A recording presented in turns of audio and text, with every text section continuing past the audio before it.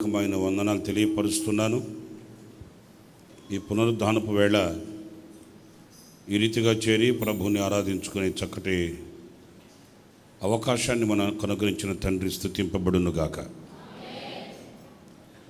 మరి ఈ ఏప్రిల్ మాసం మొదటి పునరుద్ధానపు వేళ దేవుని వాక్యపు వెలుగులో మన జీవితాన్ని మనం సరిచేసుకుందాం.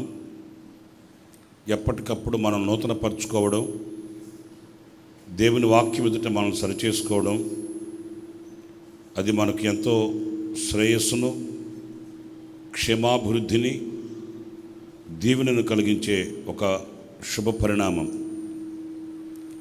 ఎందుకంటే ఎవరు తమను తాము విమర్శించుకుంటారో, తమను తాము పరిశీలించుకుంటారో వారు నూతన శక్తికి యోగ్యులవుతారు, అర్హులవుతారు. కనుక ఈ పునరుద్ధానపు వేళ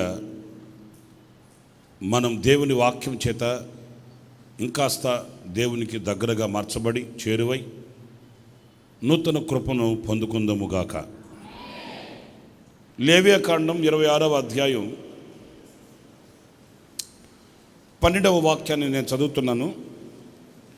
నేను మీ మధ్య నడిచెదను, మీకు దేవుడినై ఉందును, మీరు నాకు ప్రజలై ఉందురు. ఈ మాటలో మనం గమనించవలసింది, మనం ఎవరము. కొన్ని సందర్భాల్లో మనం ఎవరం అనేది మనకు తెలీదు, లోకస్తుల్లాగా ప్రవర్తిస్తాం. ప్రభువును ఎరుగని అన్యజనుల వలె సాహసిస్తాం. నేను ఇలా చేయవచ్చా, చేయకూడదా, ఉండొచ్చా, ఉండకూడదా, అనొచ్చా, అనకూడదా అనే వివేకం కోల్పోతుంటాము. ఎందుకు ఈ దుస్థితి వాటిల్లుతుందంటే మనం ఎవరమో మనకు తెలియక. నేను ఒక ఘనమైన వ్యక్తిని, నేను ఒక శ్రేష్టమైన వ్యక్తిని, నేను సామాన్యమైన వ్యక్తిని కాదు అనే వివేకం కలిగిన ఏ వ్యక్తి కూడా తనకివ్వబడిన అవకాశాన్ని జారవిడుచుకోడు. నేను ఒక విలువైనటువంటి వ్యక్తిని అనుకున్న వ్యక్తి తను చేసేది ప్రతిదీ కూడా ఆచితూచి ఆలోచించి చేస్తాడు. విశ్వాసిగా ఉండాలి, లోకస్తుడు విశ్వాసి కావాలి. విశ్వాసి లోకస్తుడు కాకూడదు. క్రైస్తవుడుగా ఉండాలి. క్రైస్తవుని బట్టి క్రీస్తులోనికి అనేక మంది నడిపించబడాలి. ఇంకా ఒక్క విషయంలో వ్యక్తిగతంగా చెప్పాలంటే, కోట్ల మందిలో నేనున్నా కూడా నేనెవరో నాకు తెలియాలి. నేను నా దేవునితో గడపాలి. నేను నా దేవునికి ఉన్న బంధం ఎప్పుడు కూడా పటాపంచులు కాకూడదు. దేవుడు నన్ను ఎలాగ నిర్మించాడు, దేవుడు నన్ను ఎలా నడిపించాడు, దేవుడు నన్ను ఎలా పోషించాడు అనేది నా ఘనతను నాకు చూపిస్తుంది.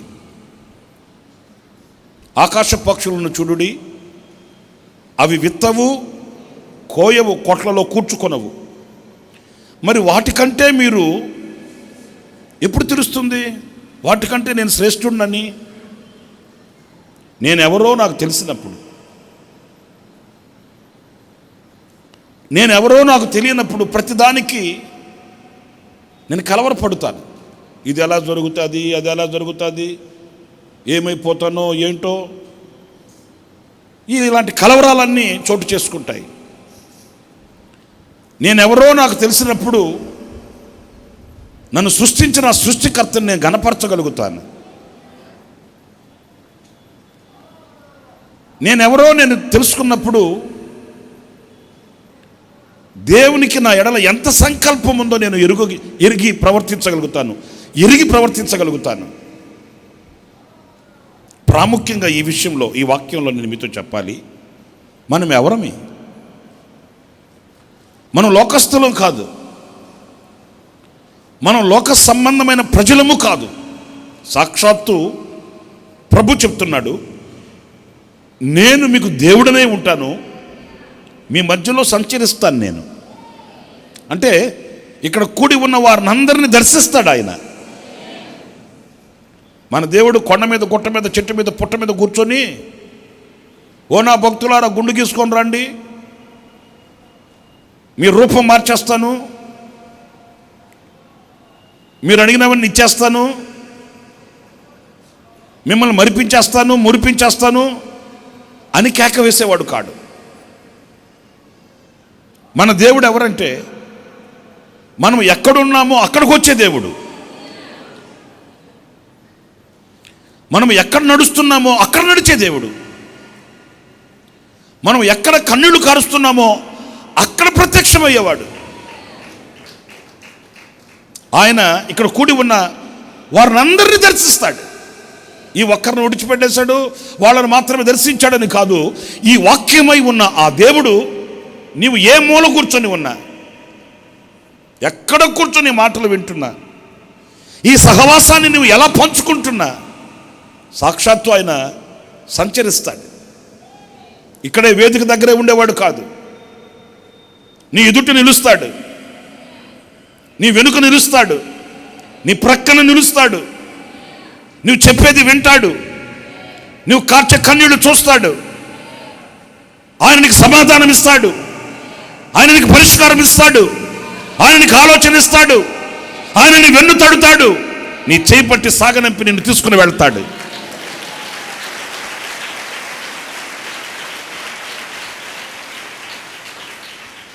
ఇది ఏ ఒక్కరికి కాదు, ఘనులైన వారికి, బలార్జులైన వాళ్ళకి, పరాక్రమము కలిగిన వారికి, పలానా కులగోత్రాలలో ఉన్న వాళ్ళకి కానే కాదు. ఈ సన్నిధిలో కూర్చొని మాటలు వింటున్న ప్రతి ఒక్కరిని ఆయన దర్శిస్తాడు. ఎందుకంటే ఆయన సంచరించే దేవుడు. స్తోత్రం. ఆ సంచరించే ఆ దేవుడు చెప్తున్నాడు ఈ మాట, నేను మీకు దేవుడినే ఉంటాను, మీరెవరో మీకు తెలుసా? మీరు నా ప్రజలు. చప్పట్లు కొట్టండి గట్టిగా. హల్లెలూయా, హల్లెలూయా. మీరెవరు? మనమెవరమి అని మనకు తెలియాలి. ఒకరికి తెలియడం కాదు, మొదట మనకు తెలియాలి. మన తండ్రి ఎవరు, ఆ తండ్రికి నేను ఎవరిని. ఒక ఇంటికి యేసన్న గారు వెళ్ళాడట.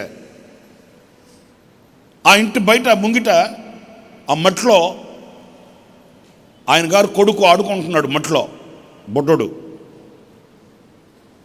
అప్పుడు యేసన్న గారు వాడిని పిలిచి, రేయ్ మీ నాన్నగారు ఉన్నాడా అన్నాడట. లేడు, ఆఫీస్కి వెళ్ళాడు అన్నాడట.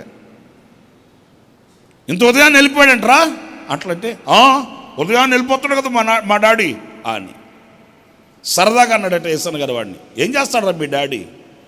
మా డాడీయా కలెక్టరా? కలెక్టర్ గారు కొడుకు మాట్లాడుకుంటాడా? ఆడికి తెలియదు, మీకు కూడా తెలియదు.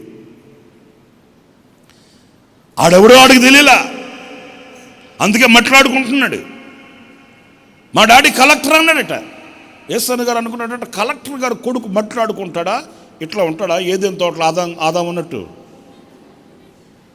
ఇట్లా ఉంటాడా? అలాగని నవ్వుకుంటూ ఇంట్లోకి వెళ్ళి, ఏమ్మా అన్నయ్య ఉన్నాడా? అన్న ఏంటి వాడితో మాట్లాడుతున్నారు ఏంటి అన్న అనిందంట ఆమె. ఏలేదమ్మా మీ నాన్న ఏం చేస్తాడరా అంటే, వాడు కలెక్టర్ అంటున్నాడమ్మా అట్లా అంటే. అప్పుడు అవనిందంట, కలెక్టర్ ఆఫీస్కి వెళ్ళినంత మాత్రాన కలెక్టర్ అయిపోతాడా అన్నా? నేను కూడా అదే అనుకుంటున్నానమ్మా. వాస్తవానికి ఆయన ఏం చేస్తాడు? కలెక్టర్ ఆఫీసులో అటెండరు. వాడికి తెలియలా, వాడెవడో వాడికి తెలియదు, వాళ్ళ నానెవరో తనకు తెలియదు. పసిప్రాయితనం అది. ఈ రోజున క్రైస్తవ లోకంలో మనం కూడా అలా ఉండకూడదు. మన తండ్రి ఎవరో మనకు తెలియాలి. ఆ తండ్రి సన్నిధిలో కూర్చున్న మనం ఎవరమో మనకు తెలియాలి. నేను ఈ మట్టిలో ఆడుకోవచ్చా? ఈ మట్టి బుద్ధులు కలిగి ఉండొచ్చా? ఈ దురాలోచన నాకు రావచ్చా? ఈ నీచమైన ప్రవర్తన నేను ప్రవర్తించవచ్చా? పవిత్రంగా ఆయనను ఆరాధించే ఈ మాట నేను అనవచ్చా? ఈ వివేకము, ఈ ఆలోచన, ఈ వివేచన శక్తి మనకు లేకపోతే నో, మనకు ఆయనకు సంబంధమే లేదు. మనము ఆయన ప్రజలము.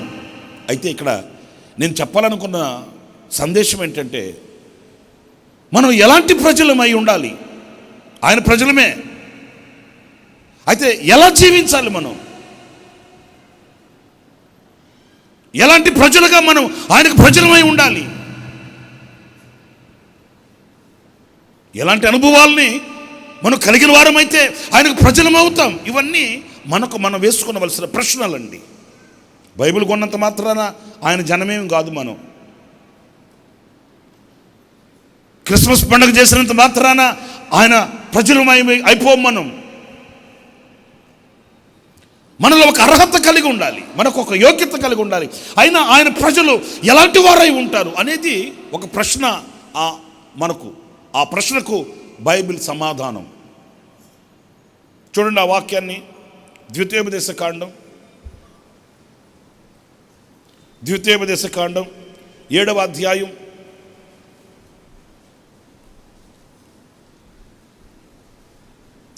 6వ వాక్యంలో ఇలా రాయబడి ఉంది: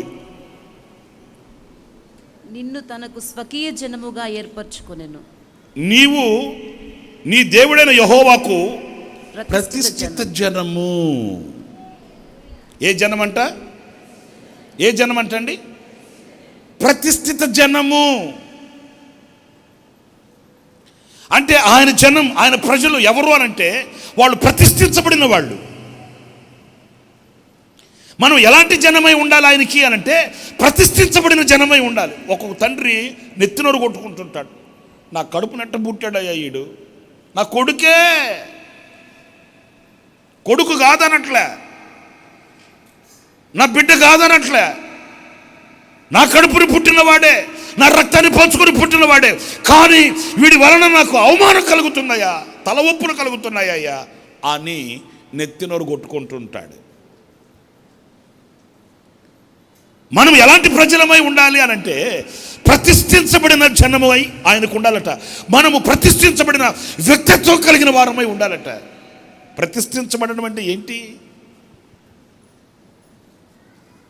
అది ఒక పరిధితో కూడిందండి. వింటున్నారా? లోకస్తులు వేరు, లోకములో ఉన్న పద్ధతులు వేరు, లోకములో ఉన్న సాంప్రదాయాలు వేరు.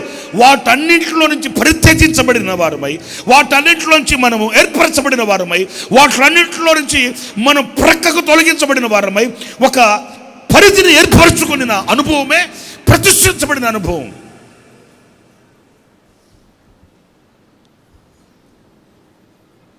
ఇప్పటికీ కూడా యెరూషలేముకి వెళితే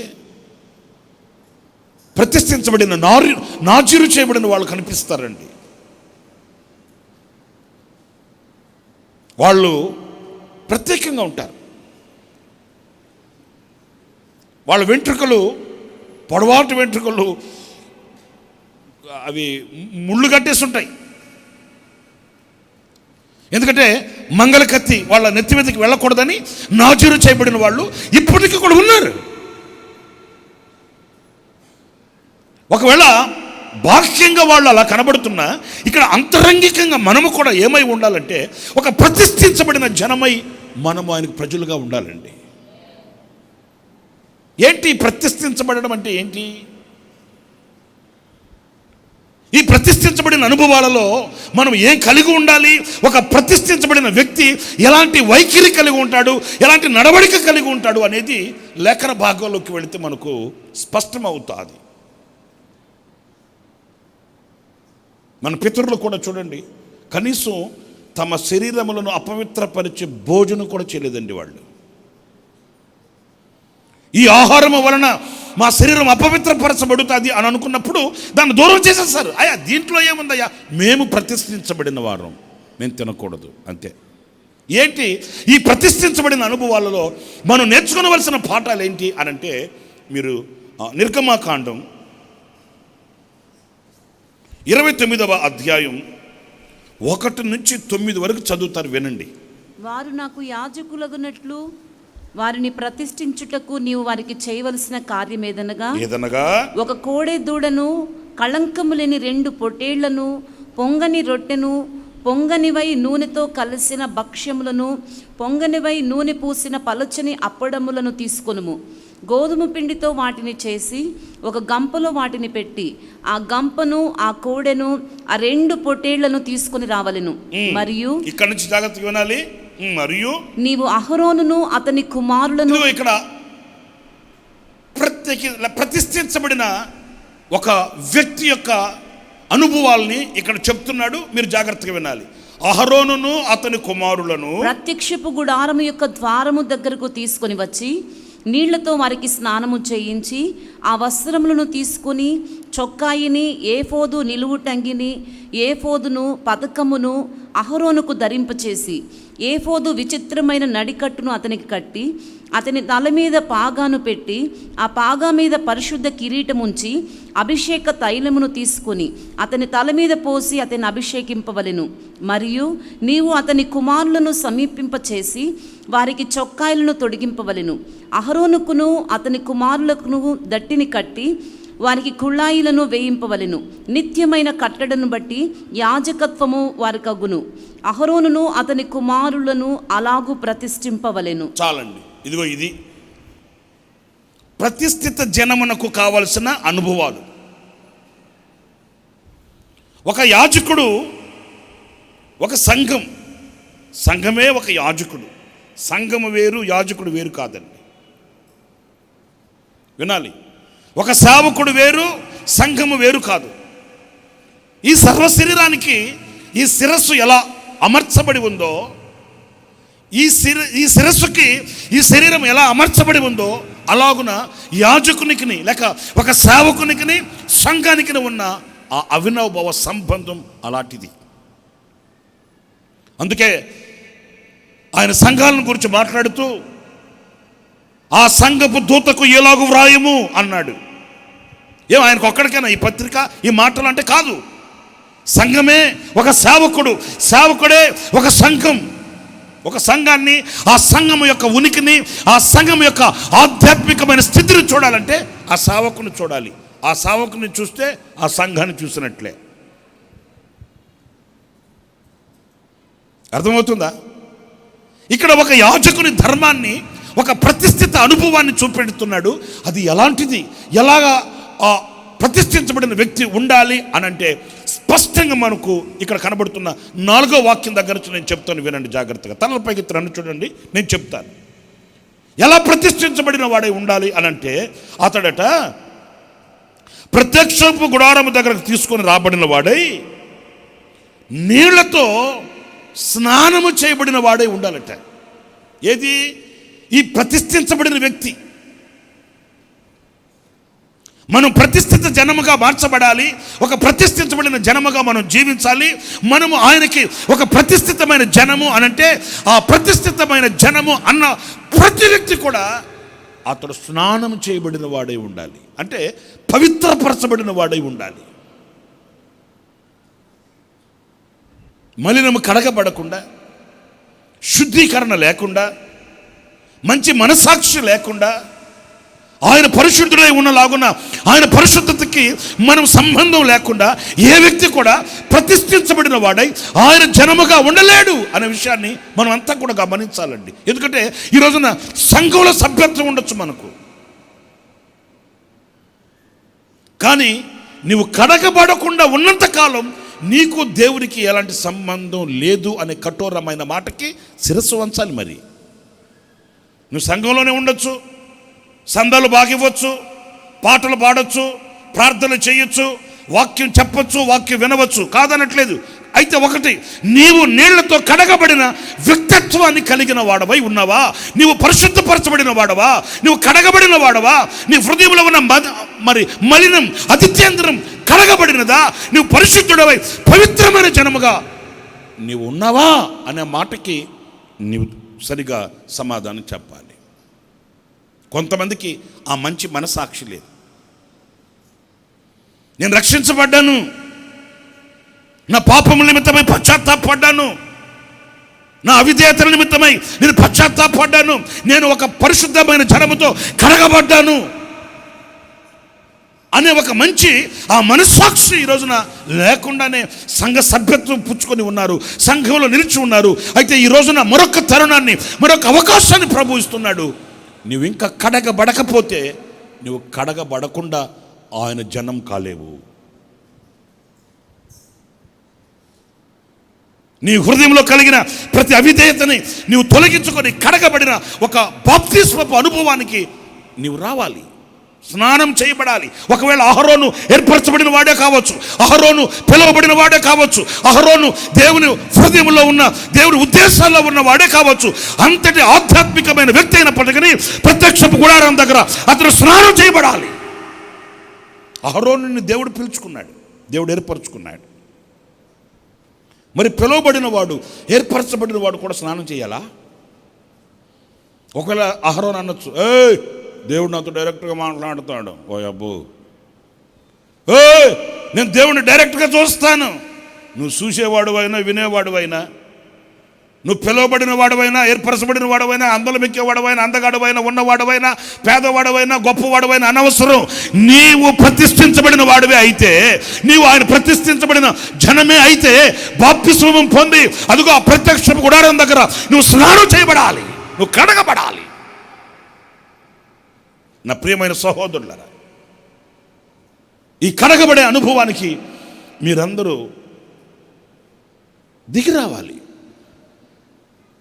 కాలయాపన చేయకూడదు, రోజులు దాట వేసుకోకూడదు.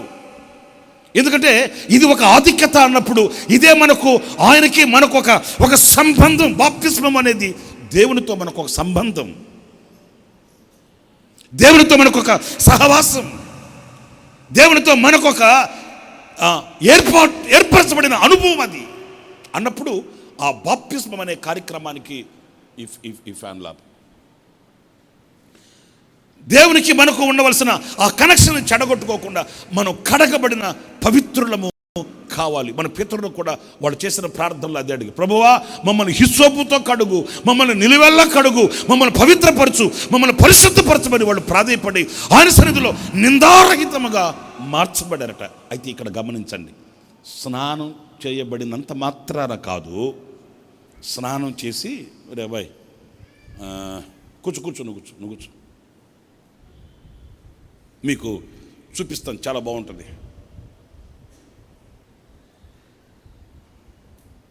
రా నువ్వేరా, ఆడే మధ్యలో కూర్చో ఉన్నాడు.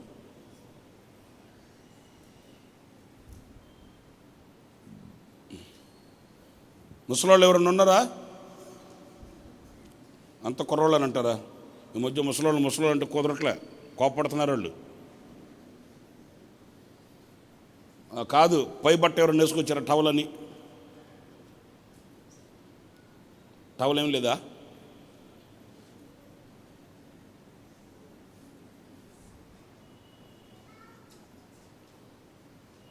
ఇంకొకటి కూడా కావాలి.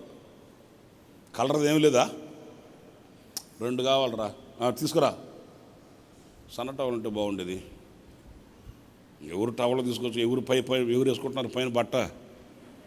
అంతా జీన్స్ ప్యాంటు, టీషర్ట్లు అయితే పట్టుకో. యాజకుడు ఎలా సిద్ధపడాలి? ప్రతిష్ఠించబడిన వ్యక్తి యొక్క అనుభవాలంటే చెప్తాను వినండి. తలగట్టుకో, అది మన దగ్గర ఒకటే రాబట్టి కట్టుకో, బాగా కట్టుకో. తలపాగా,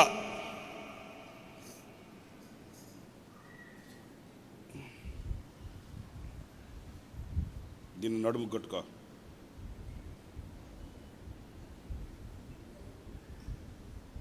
వెరీ గుడ్.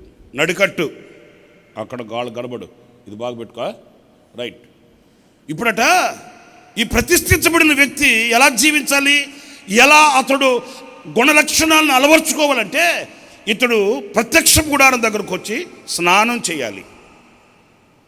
అంటే తన మీద పడిన దుమ్ము, ధూళి, మురికి మడత మచ్చ డాగు కళంకం అంతా కూడా పరిశుద్ధపరచబడాలి.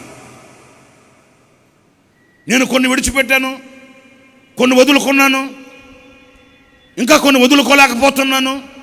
ఇలాంటి వ్యక్తి ప్రతిష్ఠింపబడిన వ్యక్తి కాదు, ఆయనకు ప్రతిష్ఠితమైన జనము కాదు, వానికి సంబంధమే లేదు. అయితే ఒక వ్యక్తి ప్రతిష్ఠించబడిన వాడంటే అతడు ప్రత్యక్షపు గుడారం దగ్గర స్నానం చేయాలి. స్నానం చేసిన తర్వాత అతనికి ప్రతిష్ఠిత వస్త్రాలు ఉన్నాయంట. చప్పట్లు కొట్టాలి గట్టిగా ప్రభువుకి. ఆమేన్, ఆమేన్. మీరు కొంచెం జాగ్రత్తగా వినాలి, చురుకుగా ఉండాలండి. ఇతనికి అందరిలాగా కాదు, లోకస్తుల్లాగా కాదు, లేక లోకపు ప్రజల్లాగా కాదు, ఇతను ధరించుకునే వస్త్రధారణ వేరండి. ఎందుకంటే అతడు ప్రతిష్ఠింపబడిన వాడు కదా, అతడు ఆయన జనము కదా, అతడు ఆయన ప్రజలు కదా. అందుకని అతను ధరించుకోవలసిన కొన్ని యాజక వస్త్రాలు లేక ప్రతిష్ఠితమైన వస్త్రాలు కూడా ప్రతిష్ఠింపబడినవే. ఏమందండి, ఏం వేసుకుంటే ఏముంది? అర్థమవుతుందా? ఆరాధన చేయడానికి వెళ్ళేటప్పుడు ఏ వస్త్రాలు వేసుకుంటే ఏముంది మురికైపోతే మరలా వచ్చి తీసేసుకుని కొత్త బట్టలకి భక్తికి ఏంటండి సంబంధం? పిచ్చోడా, నీ వస్త్రాలు కూడా అవి ప్రతిష్ఠింపబడినవే. ఇతను ఏం చేయాలి? అందరిలాగా వస్త్రధారణతో ఉండకూడదు. ఇతడు స్నానం చేయబడిన వాడు గనుక ఇతడు అతనికి నియమించబడిన, అతనికి అనుగ్రహింపబడిన ప్రతిష్ఠిత వస్త్రాలు ఉన్నాయి. నిలువు టంగీలు ఉంటాయి. మీకు క్లుప్తంగా చెప్పేస్తున్న సమయం లేదు కనుక కొన్ని విలువైన మాటలు చెప్తాను. నిలువు టంగి ఉంటుంది, ఏఫోదు ఉంటుంది, ఊరిము తుమ్మిము ఉంటుంది. ఆ నిలువు టంగీలు కూడా ఒకటి నీలం రంగుతోనూ తెల్లది అలా ఉంటుంది. ఆ అంగీలకు అంచుల కింద దానిమ్మకాయలు కట్టుంటాయి, 2 దానిమ్మకాయల మధ్య గంటలు కట్టుంటాయి. ఇవన్నీ ఒక్కొక్క అనుభవానికి సూచనగా కనబడుతుందండి. అయితే ఈ సబ్జెక్టులో మీకు విలువైన మాటలు ఏంటంటే, ఇతను ఏం చేయాలి? ఇతని కొరకు ప్రతిష్ఠింపబడిన వస్త్రాలు ఉన్నాయే, ఆ ప్రతిష్ఠిత వస్త్రాలు వేసుకోవాలి. దేవుడు నీకు అనుగ్రహించిన ఉల్లాస వస్త్రం ఉందే, దేవుడు నీకు ఇచ్చిన మహిమా వస్త్రం ఉందే, దేవుడు నీకు ఇచ్చిన రక్షణ వస్త్రం ఉందే, ఆ రక్షణ వస్త్రం, ఆ ఉల్లాస వస్త్రం, ఆ మహిమా వస్త్రం అది నీ కొరకు ప్రతిష్ఠింపబడినవి. అవి ధరించుకోవాలి. అర్థమవుతుందండి? ఆ వస్త్రధారణ నీకు కావాలి. ఎందుకంటే నీవు ఆయన కొరకు ప్రతిష్ఠింపబడిన వాడివే. అయితే నీవు లోకానికి ప్రత్యక్షపరచుకోవాలి, కనపరుచుకోవాలి. అంటే అలాగా ఉంటే మేము క్రైస్తవులమని తెలిసిపోద్దండి పక్కింటోళ్ళకి, వెనకింటోళ్ళకి, ముందింటోళ్ళకి. ఏం తెలిస్తే ఏమైందండి అంటే మా ఉద్యోగం పోద్దండి. ఒరే, భక్తికి ఉద్యోగానికి ఏం సంబంధం అని అడిగితే, అంటే మీ ఉద్యోగంలో క్రైస్తవులు కాదని రాసిచ్చాం కదండి. చూసారండి, మా సర్టిఫికేట్లో మేము క్రైస్తవులు కాదని రాసిచ్చాం కదా. మా ఉద్యోగం కొరకు యేసు ప్రభుని అమ్మేశాం కదా.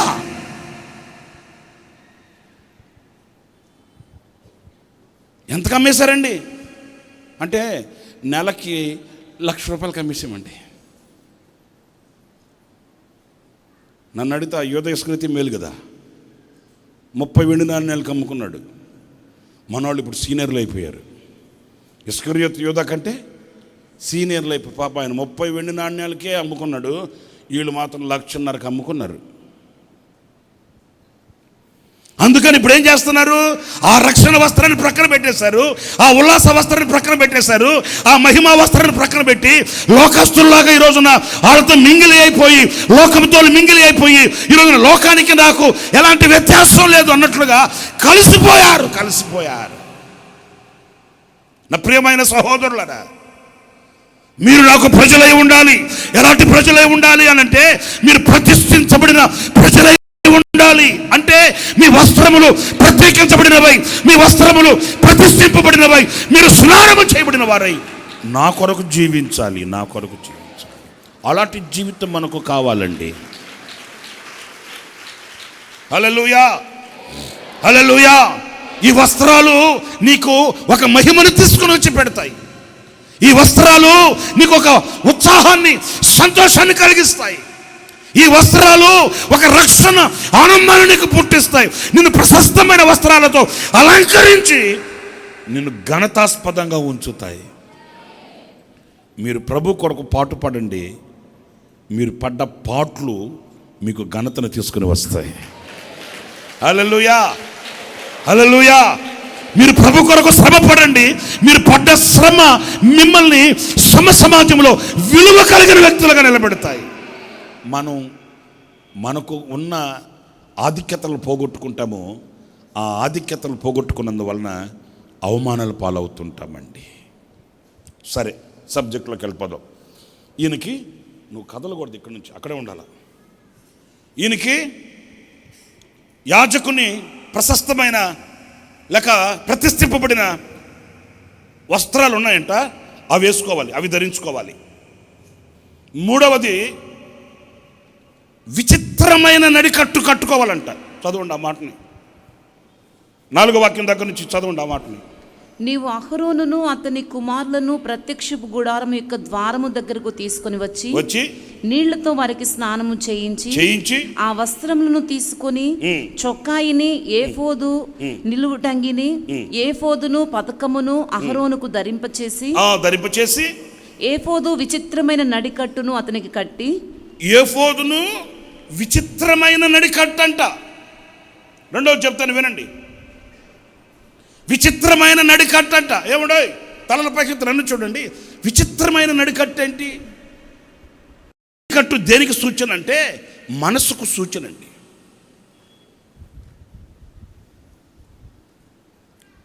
నడికట్టు మనస్సుకి, అంటే నీ మనస్సు కట్టబడాలి.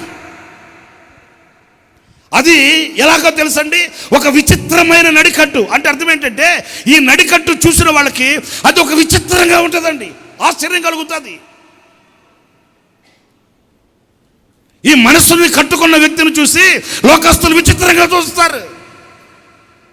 ఈ మనస్సుని కట్టుకున్న వ్యక్తి లోకానికి ఒక వింతైన వ్యక్తిగా ఉంటాడు.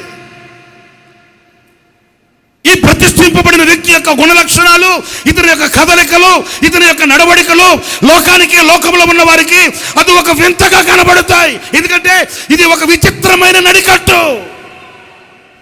ఏంటి ఏంటి ఏంటి ఏంటి అంటే ఈ వయసులో సినిమా కూడా చూడరా. ఏంటి ఏంటి ఏంటి అంటే ఆదివారం ఏ పని చేయరా. ఏంటంటే ఏంటంటే మీరు ప్రతి రూపాయలో, ప్రతి 10 రూపాయల్లో, ప్రతి 1000 రూపాయల్లో, ప్రతి 1,00,000 రూపాయల్లో 10వ వంతు అక్కడికి తీసుకుని వెళ్ళి ఇవ్వాలనా? ఏంటి? ప్రభు యొక్క రక్తమాంసములను ఎంచి ఆయన మరణ పునరుద్ధానములను జ్ఞాపకం చేసుకుంటూ ఈ రొట్టె ద్రాక్షరసం త్రాగాలనా? ఇవన్నీ లోకస్తులకి ఎట్లుంటాయంటే విచిత్రంగా ఉంటాయండి. ఇదే విజయవాడలో ఆ రైల్వే స్టేషన్ దగ్గర ట్రైన్ దిగి బ్యాగ్ తగిలించుకుని ఉసూరుమంట వెళ్తున్నాడంట యేసన్న గారు. ఒక ముసలమ్మ యేసన్న గారిని కేకేసిందంట. ఓ నాయనా, ఓ నాయనా అంటే పాప ముసలమ్మ రోడ్డు దాటించలేమో సహాయం చేద్దామని దగ్గరికి వెళ్ళి ఏమ్మా అంటే, నాయనా ఆ ఆట ఏ హాల్లో ఆడుతుంది చెప్పు అనిందంట. వాల్ పోస్ట్ చూపించి యేసన్న గారు అన్నాడట, నేను ప్రభువుని నమ్ముకున్నానమ్మా, ఆ ఆట ఈ ఆట గురించి నేను చెప్పను, నేను ప్రభువుని నమ్ముకున్నాను, సినిమాలు చూడను, సినిమా వార్త నేను చెప్పను అన్నట్టు. అంటే యగాదిగా చూసిందంట ముసలమ్మ. యగాదిగా చూసి అంటుందట, ఏంటి అంటే ఈ వయసులో సినిమా చూడవా? సరే చూడకపోతే చూడకపోయేలాగానే ఆ ఆట నేను ఏ ఆట గురించి చెప్పను. ఆమెకు వింత అనిపించిందట. మిమ్మల్ని కూడా కొంతమంది విచిత్రంగా చూస్తారు. విచిత్రంగా 10 రూపాయలు దొరికితే దాచుకునే ఈ రోజుల్లో 10 రూపాయలు దొరికితే ముక్కులకి, శవలకి, చేతులకి, గొంతుకి తగిలించుకొని ఏమంటే రంగులు రంగుల లోకంలో రకరకాలుగా తిరుగుతున్న మనుషులు ఈ రోజున పెరిగిపోతుంటే ఈరోజు ఈ సాదా ముఖం ఏంటి తల్లి? ఈ సాదా ముఖం ఏంటి? ఆయన చెవులకి ముక్కులకి గొంతుకు తగిలించుకుంటే తప్పేంటి? మీకు అర్థమవుతుందా? ఇది ఒక వింతైన ధోరణి, ఇది ఒక వింతైన అనుభవం, ఇది ఒక విచిత్రమైన నడికట్టు. దానికి మనం బంబేలెత్తిపోకూడదు. వాళ్ళు నన్ను ఒక విధంగా చూస్తున్నారు, వీళ్ళు ఒక రీతిగా చూస్తున్నారు, వాళ్ళు నన్ను అవమానంగా చూస్తున్నారు. ఏంటి మెడలో ఒక గొలుసు కూడా లేదా? కుక్క గొలుసు లేకపోయినా పిల్లి గొలుసు అన్న వేసుకోకపోయావా? అర్థమవుతుందా? రోషం లేనివాడు లాగా ఉన్నావేంటి? వాళ్ళు ఎంత తిట్టిన మౌనంగా ఉన్నావేంటి? వాళ్ళు ఎంత మాట్లాడవేంటి అని నన్ను చేతగాని వాళ్ళలాగా చూస్తున్నారు అని మనల్ని ఒక వింతైన జనముగా చూస్తారు. దేవుని వాక్యం అంటుంది, మీరు నా ప్రజలు కనుక మీరు లోకానికి ఒక వింతైన వాళ్ళుగా ఉంటారు. మీరు ప్రతిష్ఠింపబడిన వారు కనుక లోకం మిమ్మల్ని వెర్రి చూపులు చూస్తుంది. హల్లెలూయా, హల్లెలూయా, హల్లెలూయా. ఇది ఒక వింతైన నడికట్టు. ఈ మనసుని కట్టుకునే అనుభవం లోకానికి ఇది రకరకాలుగా రంగులుగా ఒక వింతగా ఉంటది. ఆమేన్. యేసుప్రభును కూడా చూసి ఆశ్చర్యపడ్డారట. ఇతను ఆ వడ్లవాణి కుమారుడు కాడా? ఆ మరియా యోసేపు కుమారుడు కాడా? యేసు ఈయన యొక్క సహోదరులు అక్క చెల్లెలు మన మధ్యలో లేరా? ఇతను చెప్పే బోధ ఏంటి? ఇతని మాటలేంటి? ఇతని సమర్పణ ఏంటి? ఇతను చేసే ఆశ్చర్యమైన కార్యాలేంటి? ఇతని వయసు ఏంటి? ఇతను చేసే అద్భుతాలేంటి? ఆశ్చర్యం. నిజమే, మనము ఆయన ప్రజలము, ఆశ్చర్యాన్ని కలిగించే ప్రజలము. ఈరోజు మన కొంతమందికి ఆ నడికట్టు లేదు. ఆ నడికట్టు లేనందువలన అర్థమవుతుందా? మనసు ఎటు పీకుతా వెళ్ళిపోతున్నారు. మనసు ఎటు వెళితే అలాగే వెళ్ళిపోతున్నారు. మనసు ఎలా గుంజేస్తే అలా గుంజబడుతున్నారు. అలా పతనావస్థకి దిగజారిపోవడానికి గల కారణం ఆ నడికట్టు లేదు. నడికట్టు లేనందువలన వాళ్ళు ప్రతిష్ఠించబడిన వారుగా ఉండలేకపోతున్నారండి. మీకు అర్థమవుతుందా? ఎప్పుడైతే నీ మనస్సునే నడుము కట్టుకుంటావో, నీ మనస్సునే ఆ నడికట్టు బిగిస్తావో, నీ మనసుని పదిలపరుచుకుంటావో, నీ మనసుని పరిధులు దాటకుండా కాచుకుంటావో, ఆ ప్రతిష్ఠత నిన్ను ఆయనకు సొంతం చేస్తుందండి. Praise the Lord. ఇకపోతే మూడవ అనుభవం ఏంటంటే తల పాగా కట్టాలట. చదవమ్మా, ఒక్కొక్కటి చదువుతా ఉండాలి నేను చెప్పిన తర్వాత. అతని తల మీద పాగాను పెట్టి, ఆ పాగా మీద పరిశుద్ధ కిరీటం ఉంచి. ఏమంటే నాకు తెలియక అడుగుతాను, కిరీటం పెట్టేటప్పుడు పాగా ఎందుకు? ప్రతిష్ఠితమైన అనుభవాలు ఏంటో చెప్తున్నాను, వినాలి. మీరు ప్రతిష్ఠిత జనమైతే మీకు ఏం కావాలో వాక్యం చెప్తుంది, వినాలి. కిరీటం పెట్టబడే ఆ శిరస్సు కట బాగా కట్టబడాలంట. ఏ శిరస్సుకి కిరీటం పెడతారు అని అంటే, ఏ శిరస్సుకైతే ఈ తల బాగా కట్టబడి ఉంటుందో ఆ శిరస్సులకి కిరీటం. ఆమేన్ చెప్పాలి. ఆమేన్, ఆమేన్. శాంతం అమాంతంగా కిరీటాన్ని తీసుకొని వచ్చి నెత్తి మీద పెట్టరండి. కావాలి మనోళ్ళు కూడా కొంతమంది హెల్మెట్ పెట్టుకునేవాళ్ళు చూడండి. హెల్మెట్ పెట్టుకునేటప్పుడు కొంతమంది కర్చిప్తో కట్టుకుంటారు తలకి. కొంతమంది అవన్నీ చేయరులే. ఆడు హెల్మెట్ చూస్తే మనకు మతిపోద్ది. ఆ హెల్మెట్కి ముందు గ్లాస్ ఉండదు. కొంతమంది హెల్మెట్కి ముందు మూతికి అడ్డం ఉండదు. ఏదో ఒక పుచ్చకాయ బద్ద పెట్టుకుంటారు అంతే. పుచ్చబద్ద. ఎందుకంటే ఆ పోలీసులు ఆపుతున్నారని. వాళ్ళు ఎందుకు ఆపుతున్నారు? వరి నాయన హెల్మెట్ పెట్టుకొని శుభ్రంగా వెళ్ళండి. ఒకవేళ బై మిస్టేక్ జరుగుతుందని కాదు, ఏదైనా ఒకవేళ అపాయం జరిగితే నీ తలకు దెబ్బ తగలకుండా కొంచెం కాపుదల ఉంటుంది అని మన రక్షణ కొరకే చెప్పేది. దాంట్లో మరలా మనం ఎన్ని నాటకాలు వేస్తాము. ఇక్కడ చూడండి, కిరీటం పెట్టాలట. ఆ కిరీటం ఎవరికి ఎప్పుడు పెట్టాలో తెలుసా? మొదట అతని తలకి పాగా కట్టాలి. ఈ తల పాగా దేనికి సూచన అంటే ఆలోచనలకండి. వినాలి, ఏ శిరస్సుకి కిరీటం పెట్టబడుతుందంటే ఎవరైతే ఆలోచనలు చెరపట్టి, కొంతమంది ఆలోచనలకి హద్దులు ఉండవండి, హద్దులు ఉండవు. ఇక్కడే కూర్చొని ఉంటారా? ఆలోచనలు ఇక్కడ ఉండవు. మీరు అనుకుంటున్నారేమో, నాకు బాగా తెలుసు. ఇక్కడే ఉన్నారా? వాళ్ళ తలంపులు ఇక్కడ ఉండవు. ఆ తలంపులైన ఆలోచనలైనా రంకలాటలు తిరుగుతుంటాయి. అవి ఏ దేశానికి వెళ్ళాయో, ఏ దేశంలో ఉన్నాయో, ఏ ఇంట్లో ఉన్నాయో, ఏ కొట్లో ఉన్నాయో మనకు తెలియదు. ఇక్కడే ఉంటారు. అమెరికాలో ఉన్నవాడు సంగతి ఆలోచిస్తుంటారు. వాడికి ఏసా వచ్చిందో లేదో, వీడికి పిజ్జా వచ్చిందో లేదో, ఆర్డర్ చేసిన వాడు వచ్చి తలుపు కొడుతుంటాడేమో. మనిషి ఎక్కడున్నారు? మనిషి ఇక్కడే, కానీ మనసు ఇక్కడ లేదు. ఎవరికి కిరీటం పెట్టబడుతుంది? ఎవడు ప్రతిష్ఠింపబడిన వాడంటే ఎవడైతే తన ఆలోచనలను చెరపట్టి, స్తోత్రం కలుగును గాక, హల్లెలూయా. ఏ శిరస్సుకు కిరీటం పెట్టబడేది? చెప్పరేంటి? ఏ శిరస్సుకి కిరీటం పెట్టబడేది? తెల్ల జుట్టుకి నల్ల రంగు కొట్టుకున్న శిరస్సుకి కాదు. ఈ మధ్య మనకి సోకులు ఎక్కువైపోయినాయి. ఏమనుకోద్దండి, నా తల్లిదండ్రులు కదా మీరు, నా అక్క చెల్లెళ్ళు, అన్నదమ్ముళ్ళు అంతా నా బుజ్జోరు కొండలు. అందుకే నేను ధైర్యంగా ఓపెన్గా మాట్లాడుతాను. అర్థమైందా? 75-80 సంవత్సరాల ముసలోడికి తెల్లంటుకుంటే ఏవాయా? అమ్మా నాయనో, నల్లగా పెయింట్ వేసి బ్లాక్ బోర్డు కలర్ కొట్టి ఆయన ఇప్పుడు పెద్దయ్యాన్ని కూడా ఒప్పుకోవట్లే అన్నానాలంట.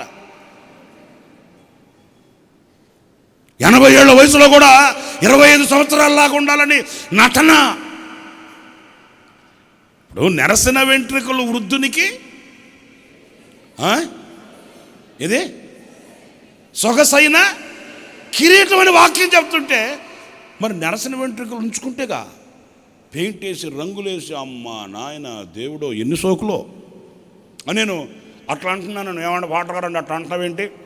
మరి మీ పాస్టర్లు టీవీ ప్రోగ్రాంలో వచ్చే వాళ్ళు అంతా కొట్టుకోవట్లేదు. వాళ్ళు కొట్టుకుంటున్నారో ఏం చేసుకుంటున్నారు నాకు అనవసరం. బైబిల్లో ఉన్న వాక్యం చెప్తున్నా. మీరు ఇంటేయనండి, వెనకపోతే పోండి. నన్ను తిట్టుకుంటే ఉతికితే ఉతికేయండి, జాడిస్తే జాడేయండి, ఆరేస్తే ఆరేయండి, నో ప్రాబ్లం. వాక్యం చెప్తున్నాను నేను. ఏ శిరస్సు మీద ఏ నెత్తికి కిరీటం పెట్టబడుతుందో తెలుసా? తన ఆలోచనలన్నీ నెరవేర్చుకునేవానికి కాదు, తన మనసుకు తోచినట్లుగా ఉర్రకలెత్తేవానికి కాదు. తనకు ఆలోచన కలిగింది, ఆ ఆలోచనలు నెరవేర్చుకోవాలని శ్రమపడి ప్రయాసపడుతున్నాడే వానికి కాదు. ఎవరైతే తన ఆలోచనలను చెరపట్టి మన ప్రార్థనా మందిరానికి వస్తాడు ఒక ఆయన. నేను చాలాసార్లు చెప్పాను. వాళ్ళిద్దరు పిల్లలు బెంగళూరులో చదువుతున్నారండి. వాళ్ళిద్దరు పిల్లల్ని పిలిపించే ఒక రోజు ఆ అంకులు వాళ్ళతో చెప్పాడట, అయ్యా మీ ఇద్దరికి పెళ్ళిళ్ళు చేసేస్తాను, మీరు చదువులు చాలు, ఒక చిన్న ఉద్యోగాలు చూసుకోండి అంటే వాళ్ళు గత్తరపడ్డారండి, బెత్తరపోయారు. ఇదేంటిది ఉన్నట్టుగా ఉండి పిలిచి పెళ్ళిళ్ళు చేసేస్తాను అంటున్నాడు, ఏమైంది డాడీకి? అట్లా కాదు డాడీ మేము చదువుకోవాలంటే వాళ్ళ డాడీ అన్నాడట, నాయనా నేను ఒక తండ్రిని, నేను చెప్తున్నా మీ క్షేమం కోరి, చదివింది చాలు, మీరు వెళ్ళి చిన్న చిన్న ఉద్యోగాలు చూసుకుని మీకు వివాహాలు చేయాలి నేను. అట్లా వాళ్ళు అంత చెప్పినా వినకపోతే మన పాస్టర్ గారి దగ్గరకు వచ్చి చెప్పారట వాళ్ళు, అంకుల్ మీరు చెప్పండి కొంచెం, ఏంటి డాడీ ఉన్నట్టుగా ఉండి ఇట్లా అంటున్నాడు, ఒకవేళ మా గురించి ఎవరైనా ఏమన్నా చెడుగా చెప్పారేమో. పాస్టర్ గారండి మేము చాలా భక్తిగా, మీకు తెలుసు కదండి, మేము ఇప్పుడు అట్లా చేసేవాళ్ళం కాదండి. అవునరా బాబు మాకు తెలుసు కదా మీరు ఎట్లా ఉంటున్నారో, ఆయన ఎందుకు అంటున్నాడు అంకుల్ అట్లా, నేను మాట్లాడుతాను అట్లా అని ఆ అంకుల్ని పిలిపించి అడిగాడట పాస్టర్ గారు. అంకుల్ ఏంటి మీరు ఉన్నట్టుగా ఉండి ఇట్లా అంటున్నారంట, వాళ్ళు చదువుకొనివ్వండి, చదువుకుంటున్నాను అంటున్నారు కదా అట్లా అంటే ఆయన అన్నాడట, నాయనా నేను ఒక తండ్రిని, నా పిల్లలు గొప్ప చదువులు చదివి దేవుణ్ణి పోగొట్టుకుంటే నాకు ప్రయోజనం ఏంటి? నా పిల్లల దగ్గర నేను గొప్ప చదువులు చదివి గొప్ప వాళ్ళు కావాలని ఎదురు చూడట్లే. నా బిడ్డలు దేవునికి సన్నిహితులై దేవునిని కలిగి బ్రతికితే చాలు. చూసారండి, ఈరోజు మన ఆలోచనలకి ఆత్మీయుల ఆలోచనలకి ఎంత తేడా ఉంటుందో చూడండి. పొట్ట ముడిస్తే అక్షరం రాకపోయినా మన బిడ్డకు మనం చెప్పేది ఏంటో తెలుసా? నాయనా, నువ్వు యాక్టర్ అవ్వాలి, డాక్టర్ అవ్వాలి, నువ్వు ఇంజనీర్ అవ్వాలి, నువ్వు గొప్పవాడు అవ్వాలి, నువ్వు దేవుడు లేకపోయినా పర్లా, నీకు దేవుని సన్నిధి లేకపోయినా పర్లా, దైవ ప్రసన్నత నీకు లేకపోయినా పర్లా, దేవుని కృపకి నువ్వు దూరమైన పర్లా, నువ్వు గొప్పవాడివి కావాలి. ఇదిగో ఆలోచనలను చెరపట్టని వ్యక్తి యొక్క ఊహలు అలా ఉంటాయండి. మీకు సాక్షిగా చెప్తున్నాను. ఆ తండ్రి అన్నాడట, నా బిడ్డలకి వివాహ వయసు వచ్చింది. ఆ తండ్రి ఆలోచనలు చూడండి. నా బిడ్డలకి వివాహ వయసు వచ్చింది. వాళ్ళు చదువుతున్నారా, ఉద్యోగం చేస్తున్నారా, ఇంకో నో, వాళ్ళకి వివాహం వయసు వచ్చింది. కొంతమంది తల్లిదండ్రులకి బిడ్డలకి ఏ వయసు వచ్చింది, వాళ్ళ అవసరతలు ఏంటి, వాళ్ళకి ఏం చేయి, అబ్బాయి ఏం పట్టవు, అయ్యేం పట్టవు, తినడానికి ఉంటే చాలు, తిరగడానికి ఉంటే చాలు, వాళ్ళ సుఖం వాళ్ళది. బిడ్డల భవిష్యత్తు ఏంటి, వాళ్ళ వయసు ఏంటి, వాళ్ళకి ఏం చెయ్యాలి. ఏనాయనా అయ్యా, మహానుభావులారా, కుటుంబ వ్యవస్థలో కింగులు, రాజులారా, కొంతమందికి తెలీదు. ఉద్యోగం వస్తే చేస్తా పెళ్ళే. కొంతమంది యవనస్తులు కూడా దేవుడు వాళ్ళకి ఇచ్చిన నిర్ణయ కాలం ఏంటి, దేవుని సంకల్పం ఏంటి గుర్తించరండి. వీళ్ళకై వీళ్ళు ఒక గ్రాఫ్ గీసుకుంటారు, వీళ్ళకై వీళ్ళు ఒక ప్లాన్ గీసుకుంటారు. ఏమన్నా తెలుసండి, ఉద్యోగం వస్తేనే పెళ్ళే. మొన్నట్లాగా ఒక ఆయన ఉద్యోగం వస్తేనే పెళ్లి చేసుకుంటానని 45 సంవత్సరాలు ఎదురు చూశాడు పెళ్లి కోసం, ఉద్యోగం కొరకు. ఆయనకి 45 సంవత్సరాలు వచ్చాయి. ఇప్పుడు వచ్చింది ఉద్యోగం, అది కూడా ప్రైవేట్ ఉద్యోగం. దేవుడి దేవల్ల మొన్నే పెళ్లి చేసుకున్నాడు సంవత్సరం క్రితం. ఎంత వయసు? 45 సంవత్సరాలకి పెళ్లి చేసుకున్నాడు. సంవత్సరం అయింది, సంవత్సరంన్నర అయింది. దేవుడి దేవల్ల ఇప్పుడేదో బాగోలేదని హాస్పిటల్కి వెళ్తే ఈయనకేమో బీపీ అంట, ఆమెకేమో షుగర్ అంట.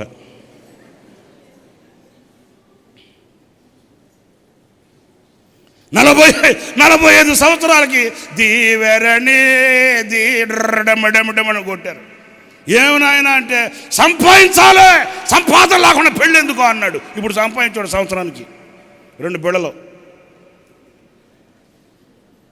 నీకు అర్థమైందా? నేను చెప్పేది ఒకటి, నీకై నువ్వు ఆలోచించుకోవడం కాదు. దేవుడు ఏ వయసులో ఎవరికి ఎలా నిర్ణయించి పెట్టాడో దానిని శిరస్సు ఉంచి అంగీకరించి, ఏ వయసులో ఏం జరగాలనో, ఏ వయసులో ఎప్పుడు ఎలా ఉండాలనో అలాగే ఉండాలి. నేర్చుకునే వయసులో చెప్పరండి, నేర్చుకునే వయసులో నేర్చుకోవాలి. కష్టపడే వయసులో కష్టపడాలి. కూర్చునే వయసులో కూర్చోవాలి. కష్టపడే వయసులో కూర్చోకూడదు. నా ఆత్మీయ తండ్రి దైవజనులు లేసన్న గారు ఖచ్చితంగా చెప్పేవాడు, రేయ్, దేవుడు మన మినిస్ట్రీకి ద్వారాలు తెరిచిపెట్టాడు. ఇది మనం కష్టపడే కాలం. క్షణమైన తీరిక తీసుకోకూడదు. క్షణమైన మనం ఊరికే కూర్చోకూడదు. పరుగులు తీయాలి, కష్టపడాలి, చెమట కాల్చాలి, ప్రయాసపడాలి, సంఘాలు కట్టాలి, ఆత్మను సమకూర్చాలి. కారణం, దేవుడు మన మినిస్ట్రీకి తలుపులు తెరచిన కాలం ఇది. హల్లెలూయా, హల్లెలూయా, హల్లెలూయా. ఈ సమయాన్ని పోగొట్టుకొని కాలయాపన చేసి గోళ్ళు కొరుక్కుంటూ కూర్చునే కాలం ఇది కాదు. ప్రయాసపడు, కష్టపడు, శ్రమపడు. ఆయన అలాగే కష్టపడి శ్రమపడేవాడు. మాకు అదే నేర్పించాడు ఆయన. ఎందుకంటే ఏ వయసులో ఎప్పుడు ఎక్కడ ఏం చేయాలనో అది చేయకపోతే అది చూడడానికి సుందరంగా ఉండదు. అర్థమవుతుందా? నేర్చుకునే వయసులో నేర్చుకోవాలి. నేర్చుకునే వయసులో నేను చేస్తా అని అన్నావు దబ్బే. కష్టపడాల్సిన వయసులో ఇప్పుడు నేర్చుకుంటా అని అన్నావు దబ్బే. యవ్వన కాలం శ్రేష్టమైంది, బాల్యకాలం శ్రేష్టమైంది, వృద్ధాప్యం శ్రేష్టమైంది. ఏ కాలంలో ఎప్పుడు ఏ వయసులో ఏది ఎలా ఉండాలనో అలాగే ఉండాలి. ఆ తండ్రి అదే చెప్పాడంటండి. అయినా నా బిడ్డలకి వివాహ కాలం వచ్చింది, వాళ్ళకి నేను ఒక తండ్రిగా ఏం చేయాలనో అవి చేసి పెట్టాలి. అంతేగాని నా ఆలోచన ప్రకారం నా కొడుకు నా బిడ్డ ఇలా అయిపోవాలి, అలా అయిపోవాలి, ఇలా చేసేయాలి, ఇల్లు కట్టాలి, మిద్ది కట్టాలి, పైన ఒకరికి కింద ఒకరిని ఆ పైన ఒకరిని ఇవన్నీ నా ఆలోచనలు వద్దు. మీకు రమ్యమైన ఒక మాట చెప్తాను. అప్పుడు పాస్టర్ గారు అన్నాడట, అంకుల్ మీరు అంత స్పిరిచువల్గా ఆలోచించినప్పుడు నేను కాదనకూడదు. దేవుడు మీకు ఎలా ప్రేరేపణిస్తే అలా చేయండి. మీకు ఆశ్చర్యమైన మాట చెప్తాను. ఎవరో చెప్పినట్టు ఆయనకి హడావుడిగా 2 పిల్లలకి మంచి సంబంధాలు ప్రార్థన చేసి మేమే చేసాం. ఆ పెళ్ళిళ్ళు మంచి భక్తి కలిగిన వారిని సంబంధాలు చూసి 2 పిల్లలకి పెళ్ళిళ్ళు చేసేసాడండి. చేసి చెప్పాడట, నాయన ఇప్పుడు మీరు చదువుకుంటారో ఉద్యోగాలు చేస్తారో మీ ఇష్టం, ఈ వయసులో మీకు చేయాల్సిన కర్తవ్యం నాది, అలా చేయండి అని ఆ బిడ్డలకి 2కి, నేను వయసులో 2 వెళ్ళి ఆ కార్యక్రమాలను బాధ్యత వహించి మేమే పెళ్లి చేసేవాళ్ళు 2 పిల్లలకి. ఓ మాట చూడండి, దేవుని నిర్ణయం చొప్పున వెళితే ఎట్లా ఉంటుందో. ఆ 2 పిల్లలకి పెళ్ళిళ్ళు అయిపోయినాయి. బంగారు లాంటి కుటుంబాలండి, చూడముచ్చటగా ఉంటుంది. 2 చక్కగా చిన్న ఉద్యోగాలు చేసుకుంటూ ఉన్నారు. ఆ తండ్రి మొన్న సెకండ్ వేవ్లో కరోనాలో చనిపోయాడండి. ఆయన చనిపోతూ చెప్పిన మాట ఏంటో తెలుసా? ఆ 2 పిల్లలు పక్కన నిలబడితే ఆ 2 పిల్లల చేతులు పట్టుకొని అన్నాడట, బాబు ఒక తండ్రిగా మిమ్మల్ని చూడాల్సిన రీతిగా నేను చూశాను. అవునండి, ఒక తండ్రిగా మిమ్మల్ని ఎలా ఆశించానో అలాగే చూస్తున్నాను. మీకు చేయవలసిన కర్తవ్యాలన్నీ చేశాను. నా కాలం వచ్చింది, నేను వెళుతున్నాను, సంతోషంగా వెళుతున్నాను, నేను బాధపడట్లే. మీరు భక్తిగా బ్రతకండి. నాకు ఆ మాట వింటే గుండె జల్లుమనిందండి. ఇదే విజయవాడలో ఒక హాస్పిటల్లో ఆయన్ని ఉంచున్నారు. అప్పుడు కరోనా టైంలో డాక్టర్లు ఇక లాస్ట్ మూమెంట్స్ అండి, చనిపోతాడంటే 2 పిల్లలు వెళ్తే ఆ 2 పిల్లలు పట్టుకొని ఆయాసంతో మాట్లాడుతూనే ఆయన అన్నాడట, నేను సంతోషంగా వెళుతున్నాను, మీరు దేవునిలో భక్తిగా ఉండాలి, దేవుని సన్నిధిని విడిచిపెట్టవద్దు, దైవ సేవకుల సహవాసాన్ని విడిచిపెట్టవద్దు, మీరు క్షేమంగా ఉండాలి నాయనా అట్లని.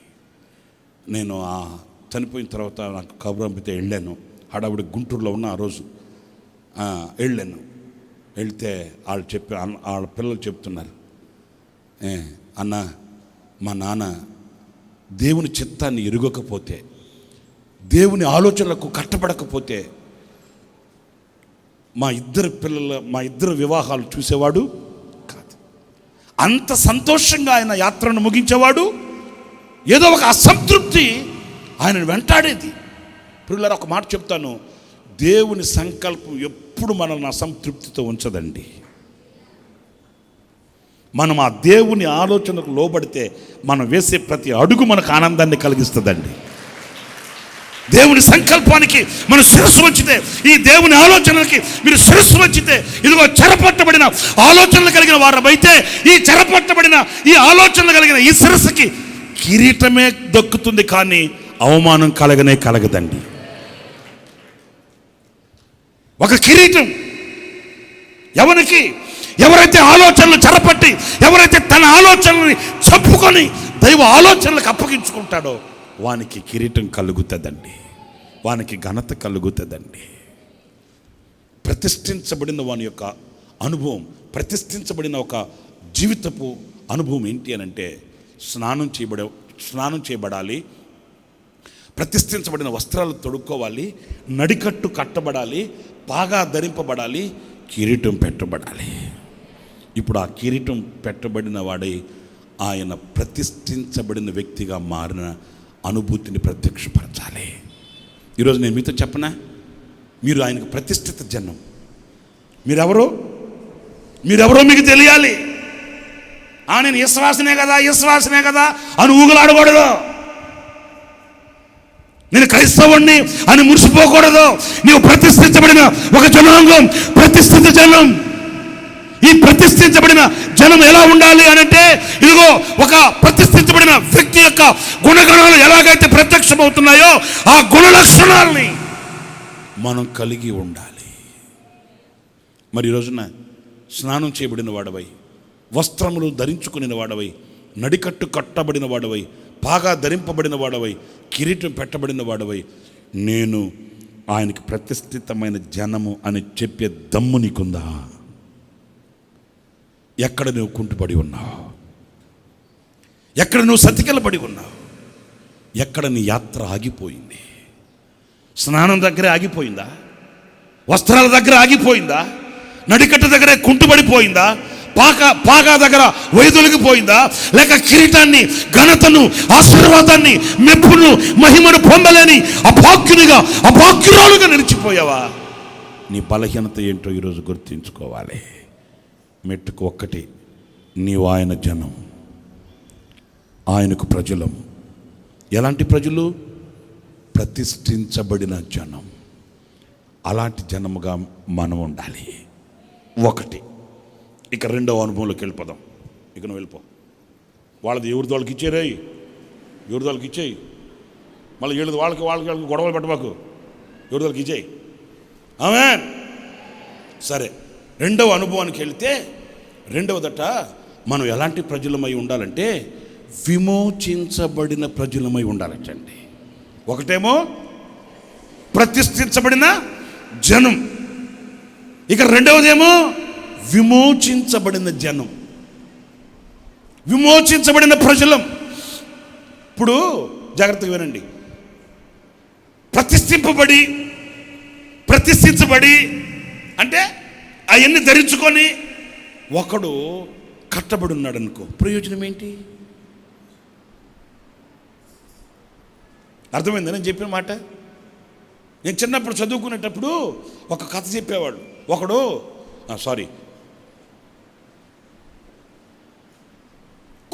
కొంగని తీసుకెళ్ళి, కొంగని నక్క కొంగని తీసుకెళ్ళి పల్లెంలో పాయాసం పోసిందంట. మీకు అర్థమైందా? నక్క పనులన్నీ జుత్తులు మారి పనులు. ఈ నక్క కొంగని పిలిచిందంటే విందుకి.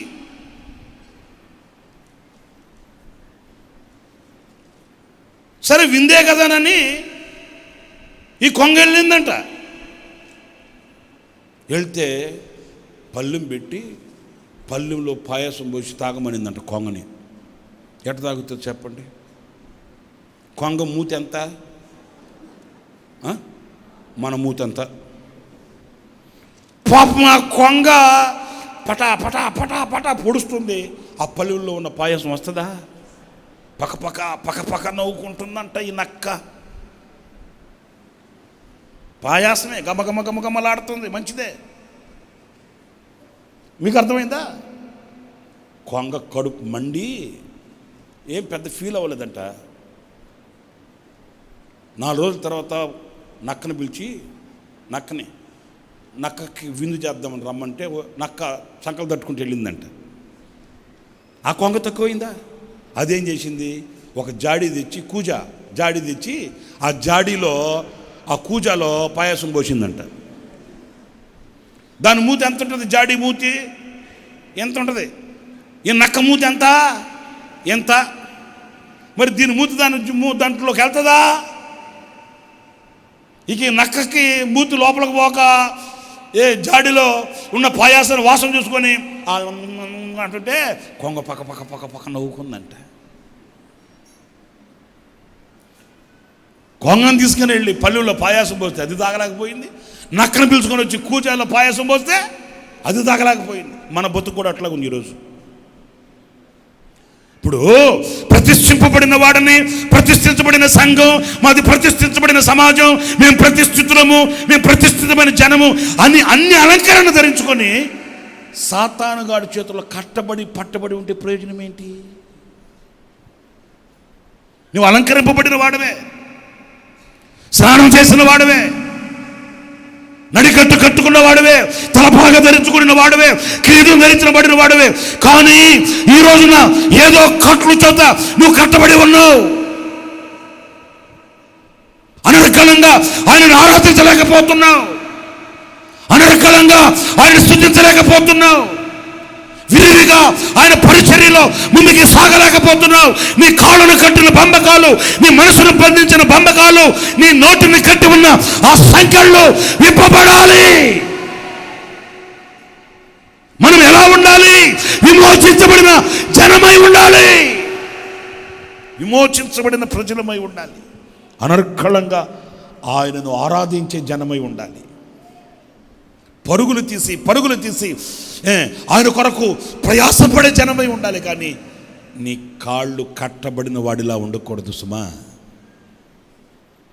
ఆ కొందరు నోళ్ళు కట్టేశాడు సైతాన్ గాడు. ఏం కట్టేశాడు? ఏం బ్రదర్, ఏంటి అలాగా? నీ స్నేహితులకి చెప్పొచ్చు కదా. ఏం చెప్తావు బ్రదర్? వాళ్ళ చేతుల్లో చిక్కిపోయి ఉన్నాను, వాళ్ళతో కలిసి తిరుగుతున్నాను, వాళ్ళతో కలిసి వ్యాపారాలు చేస్తున్నాను, వాళ్ళతో కలిసి మోసాలు చేస్తున్నాను, వాళ్ళతో కలిసి దరిద్రమైన పనులను చేస్తూ ఇప్పుడు వాళ్ళకి నేను ఏమని సువార్త చెప్పేది బ్రదర్? నోరు కట్టేసాడు సైతాన్ గాడు. మీకు అర్థమైందా అని చెప్పే మాట?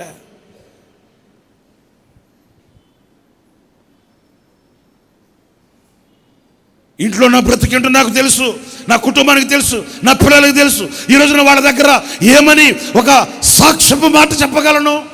కట్టేసాడు సైతాన్ గాడు. పిల్లలు ఈ రోజున అలంకరింపబడిన వారైనప్పటికీ, నేను ప్రతిష్ఠించబడిన వాడిని అని చెప్పుకుంటూ ఏదో ఒక బంధకం, ఏదో ఒక సంఖ్యలు, ఏదో ఒక ఆటంకం, ఏదో ఒక కట్లు కష్టపడినట్లుగా ఉండకూడదండి. అలంకరింపబడిన నీవు ప్రకాశించాలి ప్రభు కొరకు. ఏర్పరచబడిన నీవు, దేవుని కొరకై ప్రతిష్ఠించబడిన నీవు ప్రజలలో ఆయనకు ఒక పత్రికగా, ఒక సాక్షిగా, విరివిగా, స్వతంత్రంగా నువ్వు నిలబడగలగాలి. ఒక్కసారి మీ మనస్సుని అడగండి. ఏ కట్లు నీ ఆధ్యాత్మికమైన జీవితాన్ని కుప్పకూలుస్తున్నాయో నీ మనస్సు చెప్తుంది నీతో, నీ అంతరాత్మ చెప్తుంది నీతో. ఏ కట్లు చేత నీవు ఆయనకు చేరువ కాలేకపోతున్నావో, ఆయనకు దగ్గర కాలేకపోతున్నావో, ఆధ్యాత్మికంగా ఎదగలేకపోతున్నావో నీ మనసును అడుగు, నీ హృదయాన్ని అడుగు. నీ హృదయమే చెప్తుంది. మీరు నిర్గమకాండం 15వ అధ్యాయం 13వ వాక్యం చూడండి.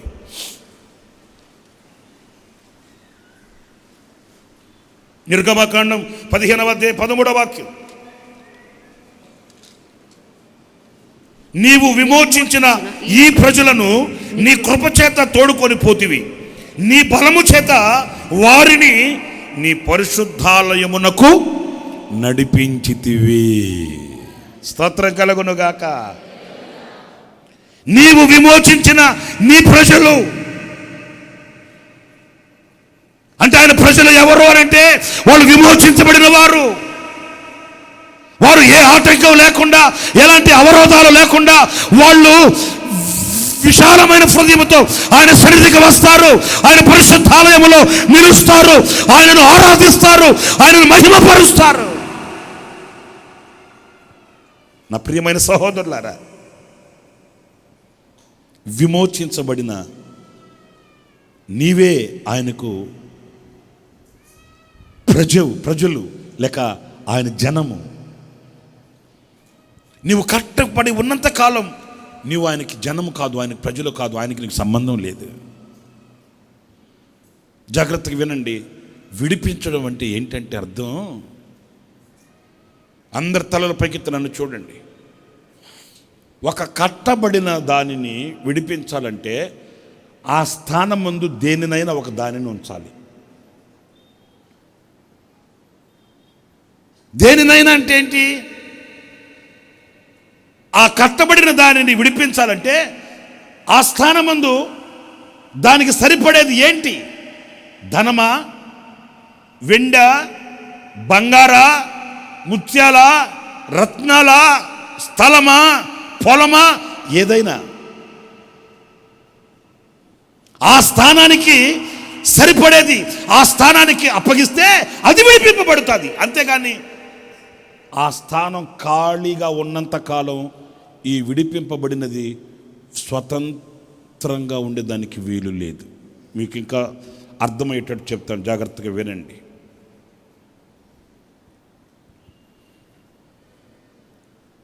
ఒక కార్పెంటర్ ఉన్నాడు, ఒక చెక్క పని ఆయన. కొడుక్కి ఒక చిన్న పడవ చేయించాడంట. ఆడుకుంటాడు, వాళ్ళ ఇంటి ముందు కాలువ ఒకటి పారుతూ ఉంటుంది, పంట కాలువ. ఆడుకుంటాడని ఈ కార్పెంటర్ చెక్క పని ఆయన కొడుక్కి ఒక పడవ చేసిస్తే వాడు 12 సాయంకాలం వచ్చి ఆ పడవ నీళ్ళలో ఇక్కడ వదిలిపెట్టి అల్లంత దూరం పరిగెత్తుకుంటూ వెళ్ళి మళ్ళీ అక్కడికి వెళ్ళి అద్దెచ్చుకునేవాడు, మళ్ళీ వదిలిపెట్టేవాడు, ఒకరోజు ప్రవాహం ఎక్కువగా ఉంది, ఆ పడవ కొట్టకపోయింది. అమ్మో నా పడవ కొట్టకపోయిందే, నా పడవ కొట్టకపోయిందే అని ఏడుస్తూ ఉంటే సాయంకాలం తండ్రి వచ్చి అన్నాడు, ఒరేయ్ పోతే పోనులే, నేను ఇంకోటి చేసిస్తాలే, నాకు అదే కావాలి. మనం మనాళ్ళ సంగతి తెలుసుగా, నాకు అదే కావాలి, నా పడవ పోయి, ఒరే నాయన నేను తీసిస్తానులే, ఉండరా నేను చేసా, నాకు వద్దా, నాకు అదే అట్లాగే లేరా అని చెప్పి సదమాయించాడు. అయిపోయింది. 10-15 రోజుల తర్వాత ఆ ఊర్లో ఒక సంత జరుగుతుంటే కొడుకుని చేత పట్టుకొని సంతకి వెళ్ళాడు తండ్రి. ఈ తండ్రి ఏదో కొనుగోలు చేస్తుంటే వీడు ఆ కొట్టు ఈ కొట్టు చూసుకుంటూ ముందుకెళ్తున్నాడు. వీడి చేతిలో నుండి జారిపోయిన ఆ పడవ ఒక కొట్లో కట్టేసి ఉన్నాడంట, తాడుకి ఏలాడుతుంది. శుభ్రంగా నీళ్ళలో తిరుగుతున్న పడవ ఇప్పుడు ఏమవుతుంది? మీకు అర్థమైనట్టే ఉంది. జారిపోయిన పడవల గతంతా ఇంతే. వెంటనే ఈ కుర్రాడు అయిపోవాయ్ అది నా పడవా, నా పడవా అంటే ఆ కొట్టుడు అన్నాడు, నోరు మొయ్యరా, నీ పడవ ఎట్ట అవుతుంది నా కొట్లో ఉంటే?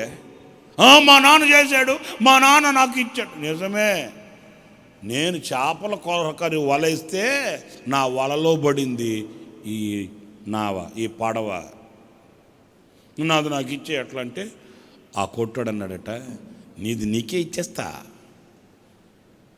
నీది నీకే ఇవ్వాలి. ఆ పడవను విడిపించాలంటే ఆ స్థానానికి నేను నియమించి పెట్టే ఒక రేటు, అది గట్టు, అది కట్టందే ఇది విడిపింపబడదు. మీకు అర్థమైందా ఇప్పుడు? ఆ స్థానంలో ఏదో భర్తీ చేయాలి. అందుకే పరిశుద్ధుడైన పేతురు అంటాడు, మీరు వెండి బంగారముల వలన మీరు విమోచించబడడానికి, మీరు విడిపించబడడానికి మీ స్థానం ముందు నిలిచింది వెండి బంగారాలు కాదు. ఓ క్రైస్తవుడా, క్రైస్తవ సహోదరుడా, క్రైస్తవ సహోదరి, నీవు ఈ రోజున విడిపించబడడానికి, విమోచన జనముగా, విమోచించబడిన ప్రజలుగా మీరు ఉండడానికి మీ స్థానమందు నిలిచింది వెండి బంగారాలు, రత్నాలు, ముత్యాలు కావు. మరి ఏమి నిలిచాయ్యా నా స్థానమందు? నిర్గమకాండం 34వ అధ్యాయం 20వ వాక్యం. గొర్రె పిల్లను ఇచ్చి గాడిద తొలి పిల్లను విడిపింపవలెను. అది నియమం. ఒక గాడిద పిల్ల విమోచించబడాలి. ఒక గాడిద పిల్ల కట్టబడి ఉన్న కట్లను తెచ్చుకొని బయటకు రావాలి అని అనుకుంటే ఈ గాడిద పిల్లకు బదులు గొర్రె పిల్లను అప్పగించాలంట. అంటే గాడిద స్థానంలోకి గొర్రెపిల్ల, గొర్రెపిల్ల స్థానంలోకి నోటి తెరిచి మాట్లాడరేంటి? ఓ గాడిద పిల్ల విడిపించబడడానికి వెండి బంగారాలు కాదంటే ఇచ్చింది. ఒక గాడిద పిల్ల కట్టబడిన గాడిదను విడిపించడానికి, విమోచన జనముగా మార్చడానికి, విమోచించబడిన ప్రజలుగా తీర్చిదిద్దడానికి ఆ స్థానం ముందు నిలిచింది బొచ్చు కత్తిరించు అని ఎదుట మౌనముగా ఉన్న గొర్రె పిల్ల. స్తోత్రం కలుగునుగాక. ప్రియులారా, గాడిద ఎక్కడ, గొర్రె పిల్ల ఎక్కడ? ఈ గాడిద విడిపించబడడానికి ఆ గొర్రె పిల్లని తీసుకుని వచ్చి ఆ గాడిద స్థానంలో పెట్టి ఈ గాడిద పిల్లని తీసుకుని వెళ్ళి గొర్రె పిల్ల స్థానంలో పెడితే ఇప్పుడు ఈ గొర్రె పిల్ల స్థానంలో గాడిద గంతులేస్తుంది. ఏ గాడిద? ఇదిగో ఈ గాడిదే, ఈ వేదిక మీద ఉన్న గాడిదే. మిమ్మల్ని అంటే మీకు బాధ వస్తుందేమో, కానీ నాకే బాధ లేదు. ఎందుకంటే నేను విమోచించబడిన జనం. ఆమేన్. నన్ను విమోచించడానికి నా స్థానమందు నిలిచింది ఒక గొర్రె పిల్ల. గాడిదకి విలువ లేదు, కానీ గొర్రెకి ఎంతో విలువ ఉంది. కానీ ఈ విలువ లేని దాని కొరకు విలువ కలిగిన ఒక గొర్రె అప్పగించబడిందండి. నా ప్రియమైన వారలారా, ఆ గొర్రె పిల్ల తన ప్రశస్తమైన పరిశుద్ధమైన రక్తం కార్చిందండి. ఏ గాడిద మీదకైతే మరణ శిక్ష విధించబడిందో ఆ స్థానమందు గొర్రె పిల్ల వెళ్ళి ఆ గొర్రె పిల్ల బలి అయిపోయిందండి. లోక పాపములను మోసుకొని పోయే దేవుని గొర్రె పిల్ల ఆకాశానికి భూమికి మధ్య వేలాడడానికి సిద్ధమైపోయిందండి. ఆ గొర్రె పిల్లని నాగటి చాళ్ళు వల్లే దున్నారండి. ఆ గొర్రె పిల్లని ముసుగు వేసి చంపల మీద చరిచారంటండి. ఆ గొర్రె పిల్ల ముఖం మీద ఉమ్మి వేశారంటండి. ఆ గొర్రె పిల్ల మారు మాట్లాడలేదండి. ఎందుకంటే గాడిద స్థానంలో నేను ఉన్నాను, ఇవన్నీ నా మీద పడాలి, ఈ శిక్షాస్మృతిని నేను అనుభవించాలి. నిజమే, ఈరోజు మనం విమోచించబడిన ప్రజలమయ్యాం. ఎలా అయ్యాం? ఆ గొర్రె పిల్ల యొక్క పరిశుద్ధమైన రక్తం మన కొరకు కార్చబడింది, చిందించబడింది. ఎంతో వేదనతో కూడిన ఆ శిక్షని ఎవరు సహించలేని, ఎవరు భరించలేని ఆ శిక్షను ఆ గొర్రె పిల్ల భారాన్ని మోసుకుంటూ కల్వరి కొండకెక్కింది. ఆ కపాలం అనే స్థలంలో సర్వలోక పాప పరిహారార్థమై, సర్వలోక కళ్యాణార్థమై ఆఖరి రక్తము బొట్టు వరకు కార్చి తన ప్రాణాన్ని ఖరీదనముగా చెల్లించి అదిగో ఒక బలి అర్పణగా తండ్రికి తన ప్రాణాన్ని అప్పగించేసుకుంది. ఆ గొర్రె పిల్ల రక్తము చేత నీవు కడగబడాలి, విమోచించబడాలి, నీ కట్లు తెంపబడాలి, నీ బంధకాలు పటాపంచులు కావాలి. నిన్ను నడవనివ్వకుండా, మాట్లాడనివ్వకుండా, పరుగులు తీయనివ్వకుండా, ఆయనను స్తుతించనివ్వకుండా నిన్ను ఆపి కట్టి బంధించి ఉన్న ఆ బంధకాలు ఆ గొర్రెపిల్ల రక్తము చేత అవి తొలగించబడాలి, అవి తెంచబడాలి. ఇంకా నీవు కట్లతో ఉండకూడదు, ఇంకా బంధకాలలో ఉండకూడదు. కారణం ఆ గొర్రెపిల్ల నీ స్థానమందు నిలిచి నీకు విడుదలను ప్రసాదించింది. ప్రియ సహోదరులారా, ఆయన మరణ యాతన అంతా ఇంత కాదు. నేను బాగా తలుచుకుంటుంటాను. ప్యాషన్ ఆఫ్ ది క్రైస్ట్ అనే మూవీ ఒకటి వచ్చింది, చూసారులేదు మీరు? ఆ ప్యాషన్ ఆఫ్ ది క్రైస్ట్ అనే పిక్చర్, ఆ మూవీ కొంతకాలం బ్యాన్ చేసి పెట్టేశారంటండి. యూదులు కొంతమంది దాని మీద కేసు వేసి, యేసుప్రభుని మేము హింసించలేదు, అంత క్రూరంగా మేము ప్రవర్తించలేదు, మానవత్వం కలిగిన వాళ్ళం మేము, అలాగెందుకు చేస్తాం మేము, ఇది రిలీజ్ అయ్యేదానికి లేదు, మా మనోభావాలు దెబ్బతింటాయి. ఇది ఒక డైలాగ్ వచ్చేసింది అందరికి ఇప్పుడు. మా మనోభావాలు దెబ్బతింటాయి. దెబ్బతిన్నాడు ఎవడున్నాడు ఏడా? మా మనోభావాలు దెబ్బతింటాయి అని కోర్టుకి వస్తే, నాకు దాని పూర్వ వివరాలు నాకు తెలియదు, కానీ విన్నానండి నేను. అతనట కోర్టుకి వేస్తే ఆ డైరెక్టర్, ఆ మూవీ డైరెక్టర్ కోర్టుకి సబ్మిట్ చేశాడంట, ఇది మూవీ కాదు, కల్పించడానికి. రెండు పోర్షన్స్ని 2 పాత్రల్ని కలపడానికి ఎన్నో కల్పించవలసి వస్తుంది. ఇది కల్పింపబడినవి కావు. ఇది చూసి ఆనందించే చిత్రం కాదు, ఇది సినిమా కాదు, ఇది చరిత్ర. ఇది సజీవమైన చరిత్ర. ఇవి కల్పింపబడిన కథలు కావు. ఇవి యేసుక్రీస్తు అనుభవించిన భారభరితమైన శిక్షా స్మృతి.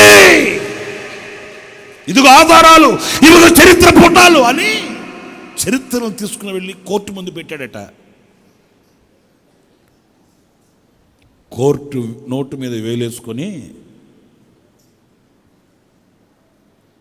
ఆ డైరెక్టర్తో, నీవు ఆటంకం లేకుండా దీనిని రిలీజ్ చేసుకోవచ్చు అని పర్మిషన్ ఇచ్చిందంటండి. ఎందుకంటే అతను ఆ కోర్టుకి అవగాహన కలిగించాడు. ఇంతగా మేము శిక్షించామా, ఇంతగా మేము ఆయన్ని నరగగొట్టామా అట్లా అంటే, మరి ఆయన రక్త బిందువుల వలె చెమట నేల మీద పడిందే. ఆయనను 40 దెబ్బలు, కొరడా దెబ్బలు కొట్టారే. ఆయన శరీరం చీల్చబడిందే. ఆయన ముఖముపై ఉమ్ము వేశారే. ఆయన తలపై ముళ్ళ కిరీటాన్ని పెట్టి నొక్కి ఒక్కి వేధించి బాధించి హింసించారే. అలాంటి వ్యక్తి సిలువలో మేకులతో దిగగొట్టబడ్డాడే. అతని రక్త కన్నీళ్ళు ఎలా ఉంటాయి చెప్పమన్నాడట. నాకు అన్న అమెరికా నుంచి తీసుకుని వచ్చిన ఒక బుక్ ఇచ్చాడు నాకు. మొట్టమొదట ఆ ప్యాషన్ ఆఫ్ ది క్రైస్ట్, అది ఆ మూవీ వచ్చినప్పుడు కొత్తగా, అప్పుడు అన్న అమెరికాకి వెళ్ళి వచ్చాడు. వస్తూ అన్న ఒక 2 సీడీలను, ఇంత పెద్ద బుక్ ఒకటి ఉందండి, అది తీసుకొని వచ్చాడు. ఆ బుక్ నాకు ఇచ్చాడు. ఆ మూవీ మేకింగ్ అప్పుడు, ఆ చిత్రాన్ని షూట్ చేసేటప్పుడు తీసిన వీడియోలు కొన్ని ఉంటాయి, పిక్చర్స్ కొన్ని ఉంటాయి. దాంట్లో ఎలా తీశారు, ఎలాంటి అనుభవాలు వాళ్ళకి ఎదురైనాయి, ఆ పిక్చర్స్, ఆ ఫొటోస్ వేసి కింద మ్యాటర్ రాసి ఉంటాడు. అది అన్న ఎందుకు మరి నాకు ఇచ్చి, ఒరేయ్ దీంట్లో కొన్ని పిక్చర్స్ ఉన్నాయి, అవి చూడు, మనకు ఉపయోగపడతాయి, నీకు ఉపయోగపడతాయి అవి, నువ్వు చూస్తే బాగుంటుందని ఇస్తే, నా దగ్గర ఉంది ఇప్పటికీ. అది passion of the Christ book ఎంత ఉంటుందండి, మూవీ మేకింగ్ పిక్చర్స్ది. ఆ డైరెక్టర్ అట, నాకు ఒక సన్నివేశం నా మనసులో బాగా అతుకుంది. యేసు ప్రభుని శిలువ మీద పడుకోబెట్టి ఆ చేతిని అలాగ లాగి, ఆ చేతిని అలా పటపటపటపటమని సౌండ్ వస్తుంటే ఆ చేతిని లాగి ఆ మేకులు దిగగొట్టేటప్పుడు చేతుల్లో అట్లా కేకేస్తాడు యేసు. ఆ ఫీలింగ్ కావాలి నాకు అని అడిగాడట డైరెక్టర్. పాపం అప్పటికే ఆ యేసు ప్రభు వేషం వేసుకున్న అతన్ని అన్నం నీళ్లు లేకుండా అతన్ని ఎండగట్టేశారండి. ముందుగానే నోట్ రాయించుకొని, ఇది చాలా సవాలుతో కూడింది, నువ్వు ఇష్టమైతే అన్నీ అట్లాగా రాసేసుకుని అయిపోయింది. మరలా డైరెక్టర్ ఏది ఏమవుతుందో, మధ్యలో ఏం జరుగుతుందో తెలియదని అట్లాంటి వ్యక్తిని, ఇంకొక వ్యక్తిని కూడా రెడీ చేసి పెట్టుకున్నాడంటండి. ఒకవేళ ఇతను ఫెయిల్ అయితే ఏం జరుగుతుందో తెలియదు, ఇంకొక అతనితో దీన్ని పూర్తి చేయాలి, అట్లని స్పేర్ రెడీగా పెట్టుకున్నాడట. అన్ను నీళ్లు ఆపేశారు అతనికి, బక్కోడైపోయాడు. సరే ఆ సీన్ తీస్తున్నారట. సీన్ తీస్తున్నప్పుడు ఈ డైరెక్టర్ ఏమో, నో అలా కాదు, ఆయన రక్తపు ముద్దగా మారిపోయాడు, ఆయన శిరస్సులో నుంచి రక్తం కారిపోయింది, ఆయన వీపులో నుంచి రక్తం కారిపోయింది, ఆయన శక్తి కోల్పోయాడు. ఆ శిక్షా స్మృతిలో ఉన్న వ్యక్తి ఫీలింగ్స్ అవి కావు. ఇంకా ఆ వేదన కనబడాలి నాకు, ఆ ముఖంలో వేదన కనబడాలి, ఆ పెయిన్ రావాలి, పెయిన్ కనబడాలి. ఇంకేం పెయిన్ రా బాబు, కడుపులో గల్ల లేకపోతే కుదరట్లే, అతనికి తృప్తి కలగట్లే. ఎందుకంటే గాడిద స్థానమును నిలిచిన గొర్రె వేదన అంత ఇంత కాదండి. ఆ డైరెక్టర్కి తృప్తి కలగట్లేదంట. ఏం చెయ్యాలి, ఇతని ముఖంలో ఆ వేదన కనిపించాలి. అట్లా అర్థం రా ఏం చేశాడు తెలుసండి, కెమెరామ్యాన్లు అందరం పక్కకు తీసుకెళ్ళి ఆ కెమెరామ్యాన్లతో మాట్లాడాడు. ఏం మాట్లాడాడో, వచ్చి కెమెరా వాళ్ళంతా అందరు పకడ్బందీగా కెమెరాలు పెట్టుకుంటే అప్పుడు అతన్ని యేసుప్రభు వేషం అన్నాడు కదా, ఆయనతో చెప్పంట, పడుకో, సులువు మీద పడుకోమన్నాడట. సులువు మీద పడుకుని ఎట్లా చేస్తావు నాకు చూపించు అని మాట్లాడుతూ ఉంటే ఆ సులువు మీద పడుకొని ఆయన అట్లాగా చేతులు చాచి అట్లా ఉన్నప్పుడు వెంటనే మాట్లాడుతూ ఎగిరి అతని కడుపు మీద ఇక్కడ ఎగిరి అట్లాగా అతని మీద దూకాడంటండి. ఎప్పుడైతే ఎగిరి అతని మీద పడ్డాడో అన్నాడట. ఆ పెయిన్ టక్ షూట్ చేసి ఆ క్లిప్పింగ్ తీసుకొచ్చి పెట్టారంటండి. దాంట్లో ఆ డైరెక్టర్ అంటాడట, నీ మీద పడితే కానీ నీకు ఆ పెయిన్ రాలా. ఆ కెమెరామ్యాన్తో చెప్పెట్టాడు, మీరు మొత్తం షూట్ చేయండి, ఆ క్లిప్పింగ్ అంతవరకు తీసుకుందాం మనం. అట్లాగని మాట్లాడుతూ ఎప్పుడైతే ఎగ్గిరి అతని మీద దూకాడో అతడు ఎర్రికేసి అట్లా అంటే ఆ షాట్, ఆ క్లిప్పింగ్ ఆ డైరెక్టర్ చెప్తాడట, యేసుక్రీస్తు వేదన వర్ణనాతీతమైంది. ఆ వేదనగా చూపించాలి జనానికి. చాలా చాలా బాగుంటుందండి. అది చదువుతుంటే కళ్ళమ్మటి నీళ్ళు వస్తాయండి. అతన్ని కొరడాలతో కొట్టేటప్పుడు అతన్ని బాగా పాపం షింక్ చేసేసారండి. అన్నం నీళ్ళు ఆపేసి బాగా షింక్ చేసేసి అతన్ని బాడీ మీద ఇంకొక స్కిన్ అంటించారు. అందుకే ఆ మూవీలో న్యాచురల్గా కనిపిస్తాయి. ఆ శరీరం చీల్చబడేది కానీ ఆ కొర్రాలు, ఆ ముళ్ళు, ఆ కొర్రాలకున్న ఆ ముళ్ళు అలాగా ఆ శరీరాన్ని పట్టుకుంటే అలా ఈడ్చేటప్పుడు కానీ న్యాచురల్గా, ఎందుకంటే అతన్ని బాగా షింక్ చేసేసి అన్నం నీళ్ళు మానేస్తే తగ్గిపోయాడు. అతని శరీరం మీద ఇంకొక స్కిన్ అంటించారు. Artificial skin. ఆర్టిఫిషియల్ స్కిన్ అంటించి న్యాచురల్గానే కొట్టారంటండి.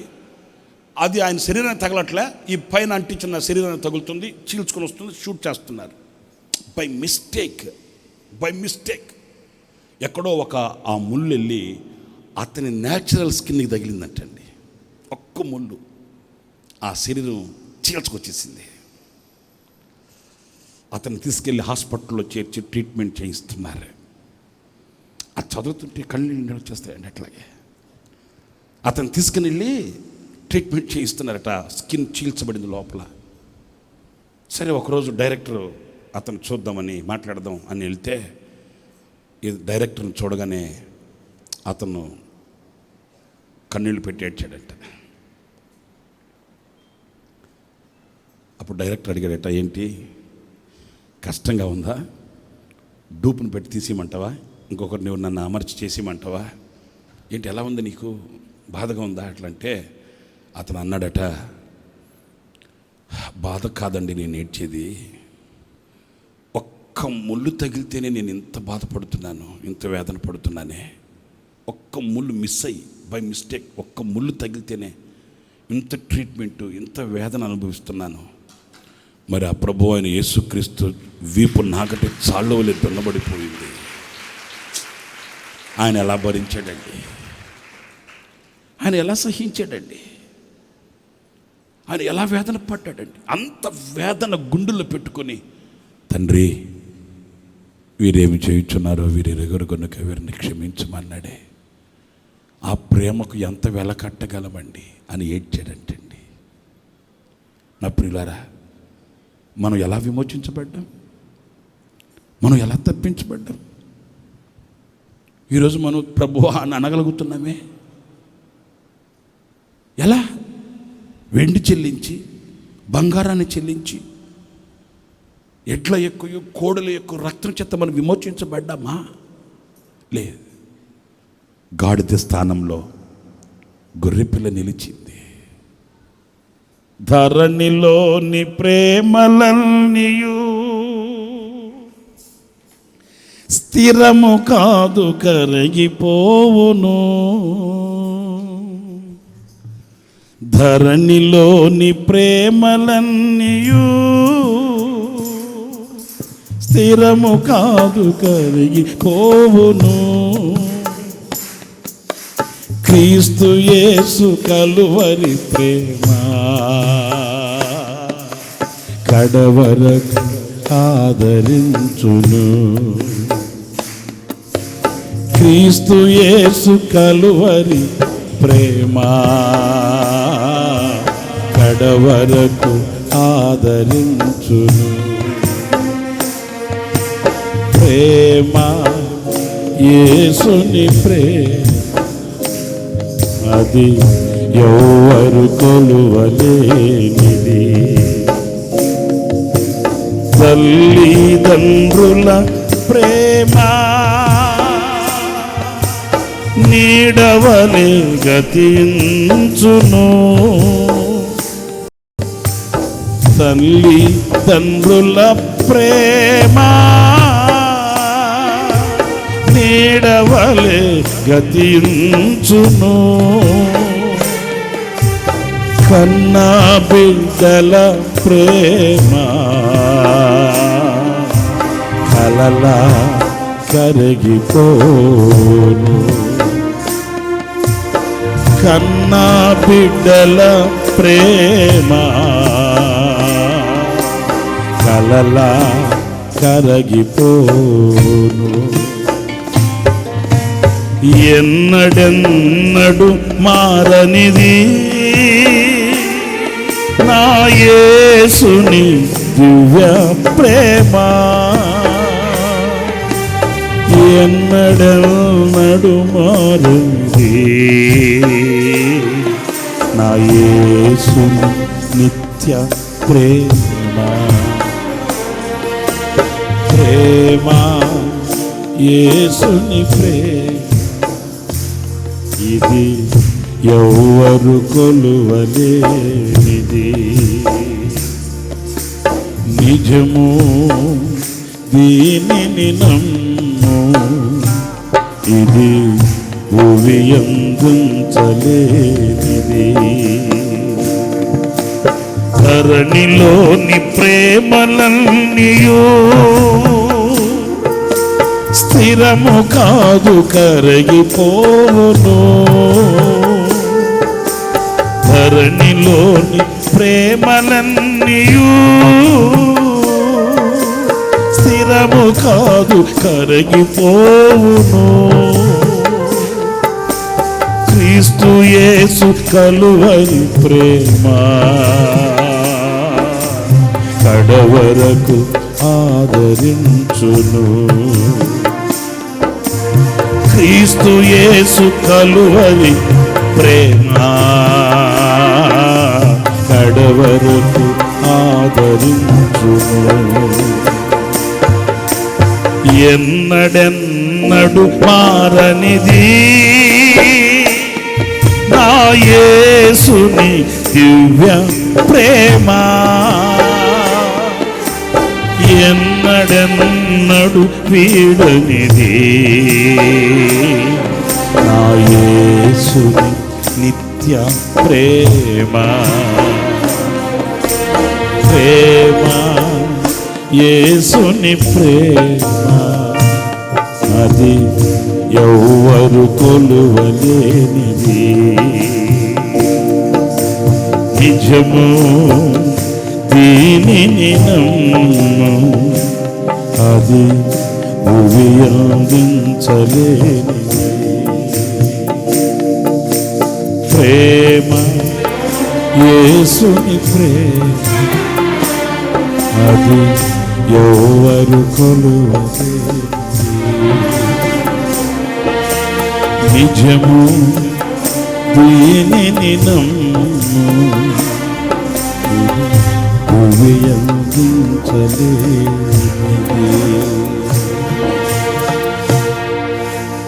నా ప్రియమైన సహోదరులారా, మనము ఆయనకి ప్రతిష్ఠించబడిన జనము, మనము ఆయనకి విమోచించబడిన జనము.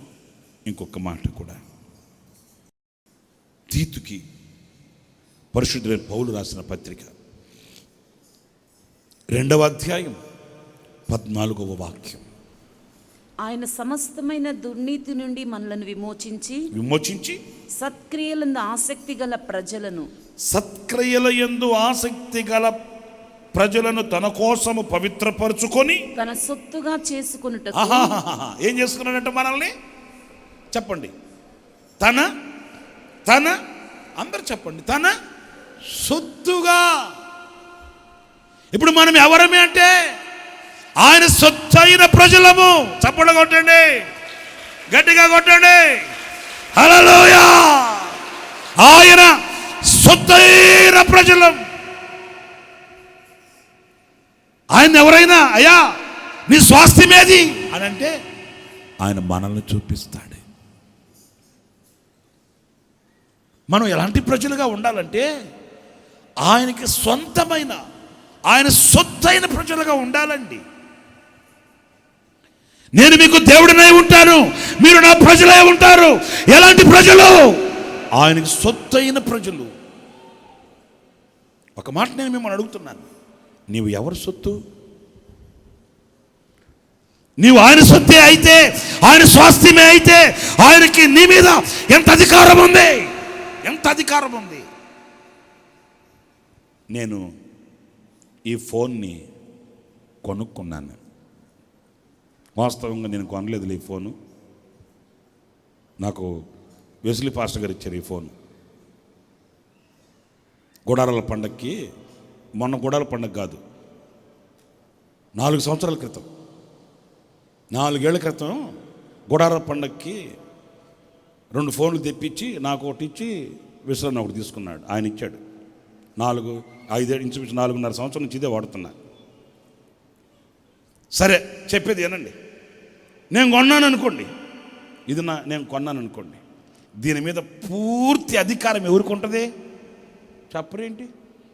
నోళ్ళు తెరిచి మాట్లాడరేంటి? మీకుంటుందా? డబ్బులు ఇచ్చి కొన్నాను నేను దీని మీద అధికారం ఎవరికి ఉంటుంది? నా సొత్తు ఇది, నా సంపాద్యం ఇది, నా కష్టార్జితం ఇచ్చి కొన్నానే, అందుచేత దీని మీద పూర్తి అధికారం నాకుంటుంది. దీన్ని అప్పుడప్పుడు తడిబట్టేసి తుడుస్తుంటా. దీనికి అప్పుడప్పుడు చొక్కాలు మారుస్తుంటా. చొక్కాలంటే నా బంగారు తల్లిలో మీకు అంత బాగా తెలుసమ్మా. కవర్లు మార్చేస్తుంటా. మళ్ళీ గీతలు పడుతుందేమో జాగ్రత్త తీసుకోండి, ఎందుకంటే ఇది నా సొత్తు.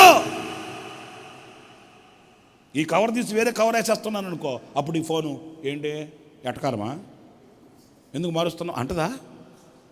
ఎందుకని? ఇది నా సొత్తు. మరి నేను ఒక మాట అడుగుతున్నాను, నువ్వు ఆయన సొత్తు అయితే ఎందుకు ఆయన్ని ప్రశ్నిస్తున్నావు? నువ్వు ఆయన సొత్తు అయిన జనమైతే ఎందుకు ఆయనకి ఎదురు తిరుగుతున్నావు? నువ్వు ఆయన సొత్తు అయితే ఎందుకు ఆయన చిత్తానికి లోపడట్లేదు? నువ్వు ఆయన స్వాస్థ్యమైతే ఆయన నడిపించే మార్గంలో ఎందుకు నడవట్లేదు? నీ ఇష్టాన్ని, నీ కోరికలు, నీ తలంపులు, నీ ఉద్దేశాలు, నీ ఉద్రేకాలు నెరవేర్చుకోవాలని ప్రయాసపడుతున్నావు. ఎందుకని? నీవు ఆయన సొత్తు కాదేమో.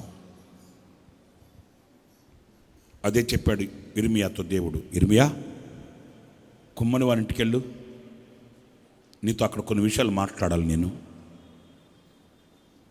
వెళ్ళాడు. కుమ్మని వాడు చేసే పని చూశాడు. అప్పుడు ప్రభు అన్నాడు, ఈ కుమ్మనికి ఆ జిగట మన మీద అధికారం లేదా? ఏంటి ప్రభు నువ్వు అట్లా అంటున్నావు? ఎందుకు ఉండదు? ఆ జిగట మనని నీళ్లతో తడిపింది ఎవరు? మెత్తన చేసింది ఎవరు? ఆయన ఆ జిగట మనని ఏరుకొని కోరుకొని తెచ్చుకుంది ఎవరు? కుమ్మరి కదా. మరి కుమ్మరికి ఎందుకు ఉండదు ప్రభు? మరి ఆ జిగట మన్ను మీద కుమ్మరికి అంత అధికారం ఉంటే నా ప్రజలైన ఇశ్రాయేలీల మీద నాకు అధికారం లేదా? వింటున్నారా నేను చెప్పే మాట? ఎందుకు వాళ్ళు ఎదురు తిరుగుతున్నారు? ఎందుకు వాళ్ళు నా చిత్తానికి శిరస్సు వంచట్లేదు? నన్నుగా గుర్తించలేకపోతున్నారు?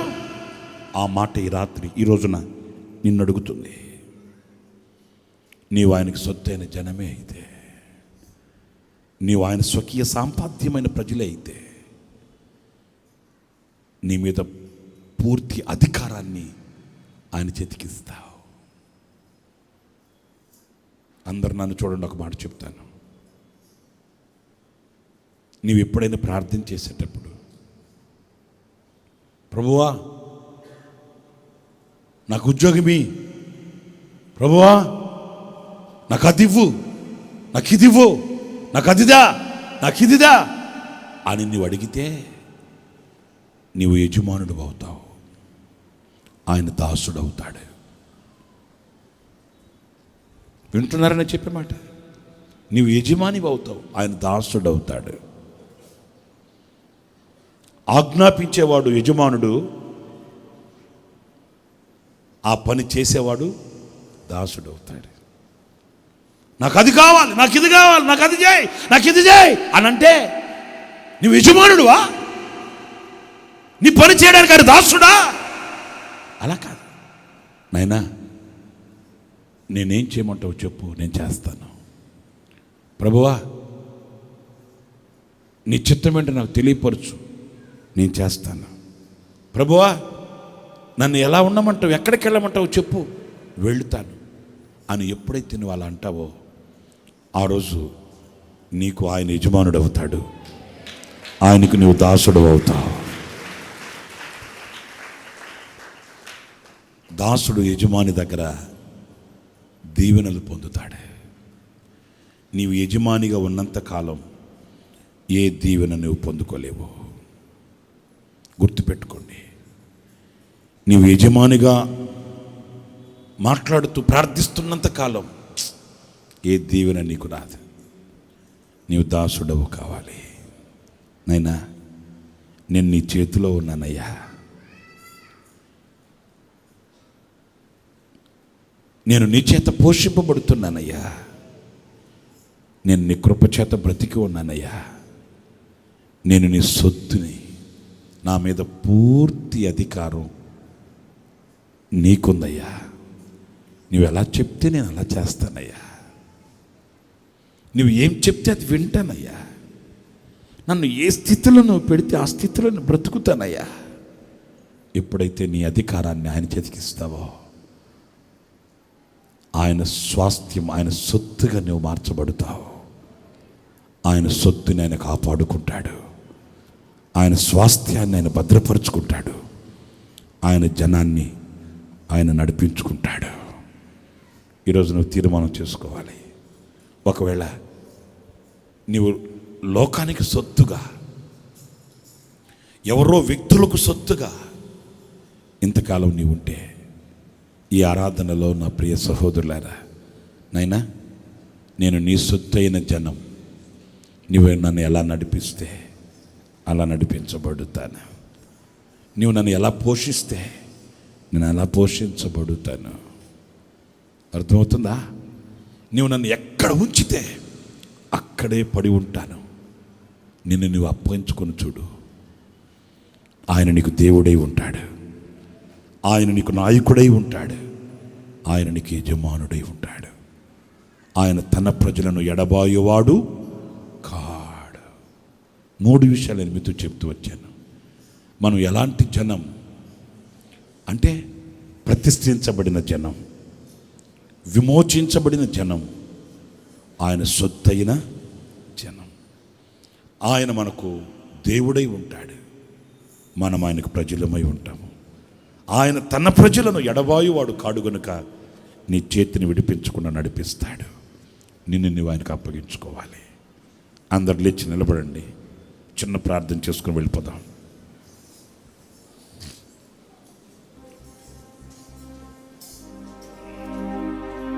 అందరు లేచి నిలిచి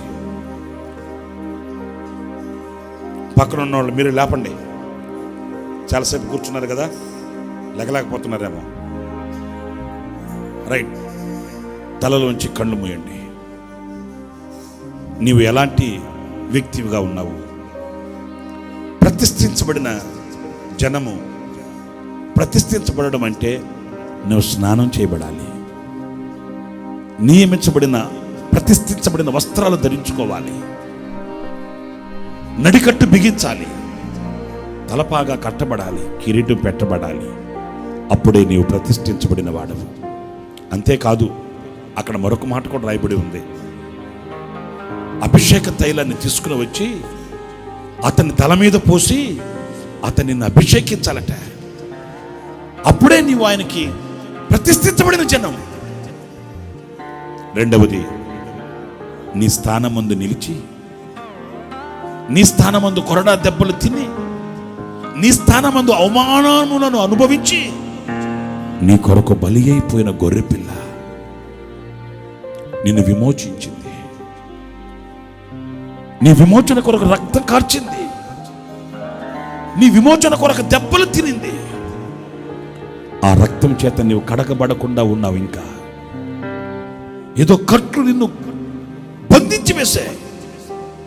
ఏ కట్లతో నీవు బంధించబడి ఉన్నావో, ఏ బంధకాలతో బంధించబడి ఉన్నావో, విరిగి నలిగిన హృదయంతో, పశ్చాత్తాపమైన మనస్సుతో, నా దేవా నేను కట్టబడి ఉన్నాను, నన్ను విడిపించు. పెదవి విప్పలేకపోతున్నాను, నన్ను విడిపించు. కదలలేకపోతున్నాను, నన్ను విడిపించు. అనర్కళంగా నిన్ను ఆరాధించలేకపోతున్నాను, నన్ను విడిపించు. నా కట్లు తెప్పబడాలి, నా అనారోగ్యపు కట్లు తెప్పబడాలి, నా ఆర్థిక సమస్యలనే కట్లు తెప్పబడాలి. నేను స్వతంత్రుడనై నిన్ను ఆరాధించాలి నాయనా. ఆ రీతిగా నన్ను దీవించమని కోరుకోండి. నీవు విమోచన జనం, నీవు విమోచన జనముగా ఉండాలి. నీవు విమోచించబడిన ప్రజలుగా ఉండాలి. కట్టబడిన వానిగా కాదు, పట్టబడిన వానిగా కాదు, కృంగిపోయిన వానిగా కాదు, నలిగిపోతున్న వానిగా కాదు. నీవు విడిపించబడాలి.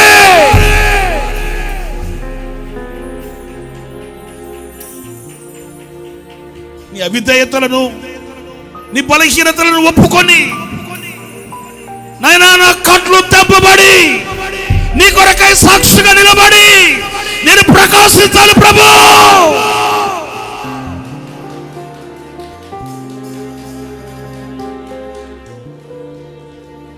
నేను నీ సొత్తునై నీ కౌగిలిలో తలదాచుకోవాలి నాయనా.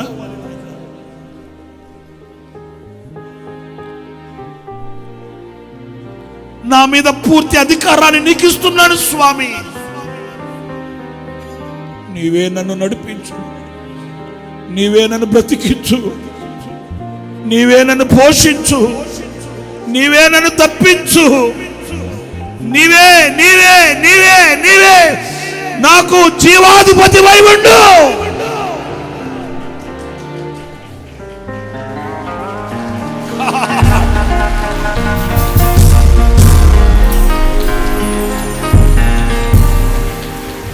Thank God.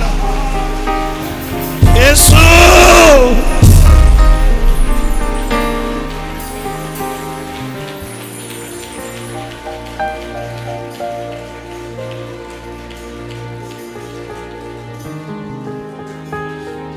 నా కొరకు మొత్తబడ్డావు నాయనా. నా కొరకు కురిపిగా మారిపోయావయ్యా. నా కొరకే రక్త సిక్తమైపోయావయ్యా. నా కొరకే పిడుగుతులు తిన్నావు నాయనా.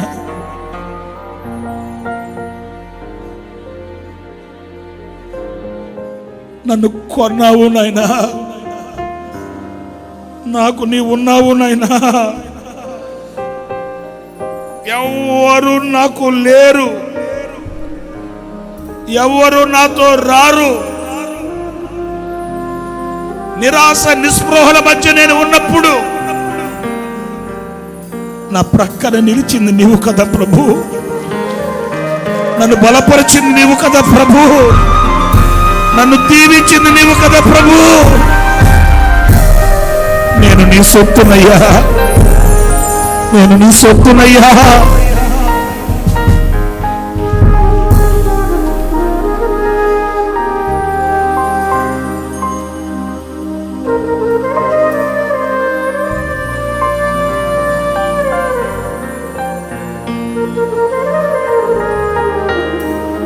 Oh God.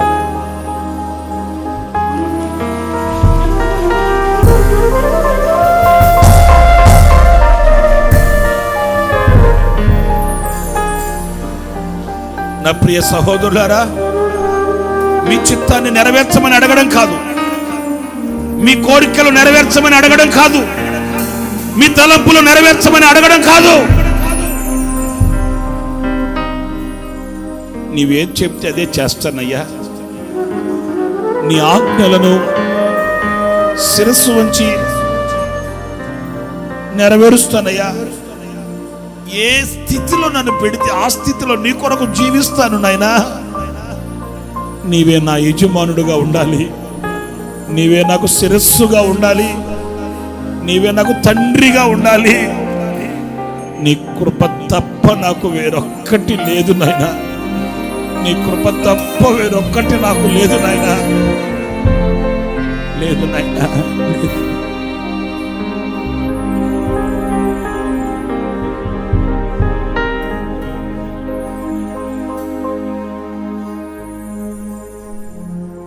స్థిరము కాదు కరిగిపోవును,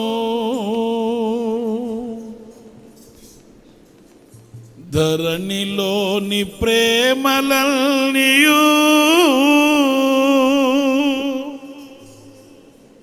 స్థిరము కాదు కరిగిపోవును.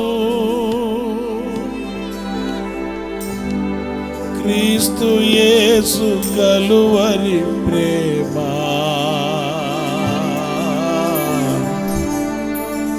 కడవరకు ఆదరించును. అందరూ చేతులు పైకెత్తి, ధరణిలోని ప్రేమలన్నీయు స్థిరము కాదు కరిగిపోవును, ధరణిలోని ప్రేమలన్నీయు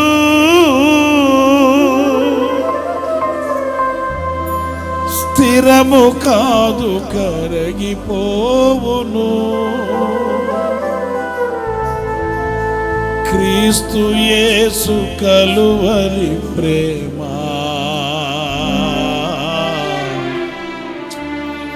కడవరకు ఆదరించును. క్రీస్తు యేసు కలువరి ప్రేమ కడవరకు ఆదరించును.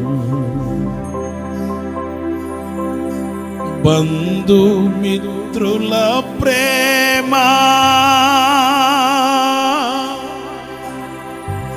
వెలుగుచున్న ప్రేమ దీపము, బంధుమిత్రుల ప్రేమ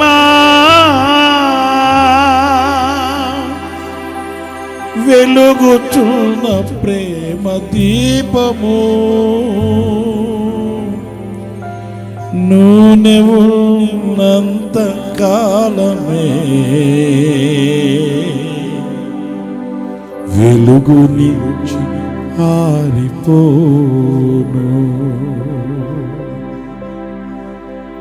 నూనె ఉన్నంత కాలమే వెలుగు నుంచి ఆరిపోను.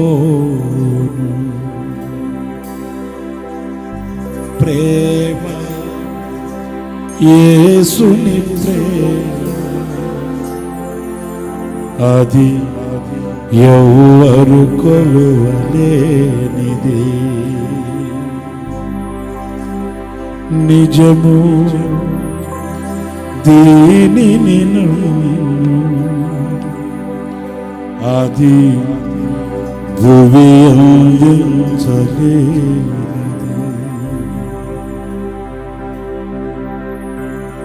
తల్లిదండ్రుల ప్రేమ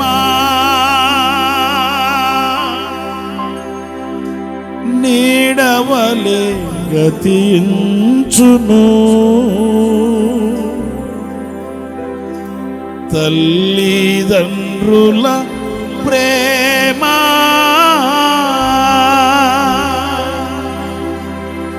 నీడవలె గతించును. కన్నా బిడ్డల ప్రేమ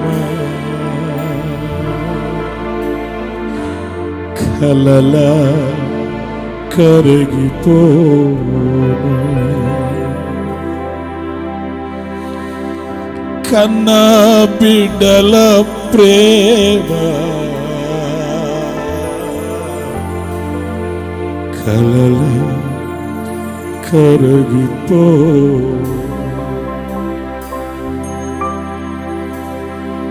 భార్యాభర్తల మధ్య వికసించిన ప్రేమ పుష్పము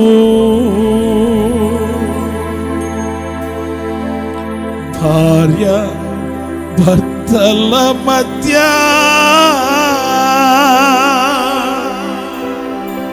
వికసించిన ప్రేమ పుష్పము వాడిపోయి రాలును త్వరలో. మూడు మిగిలిపోను.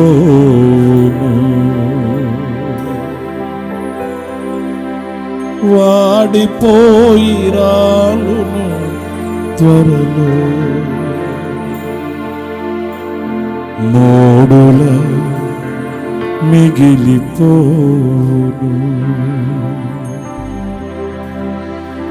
ఎన్నడెన్నడు వీడనిది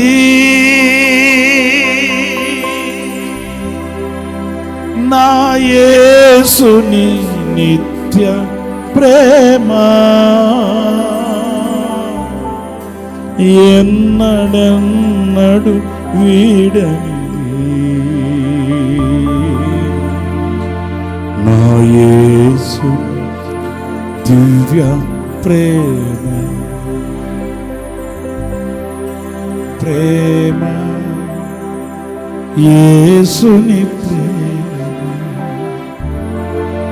అది ఎవ్వరు కొలువలేనిది.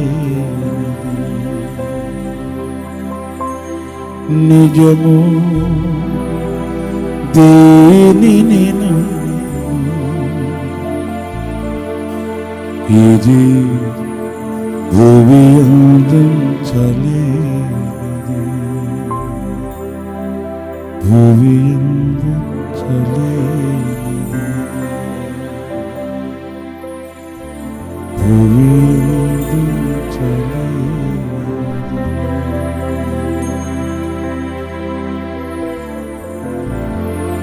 ప్రార్థన.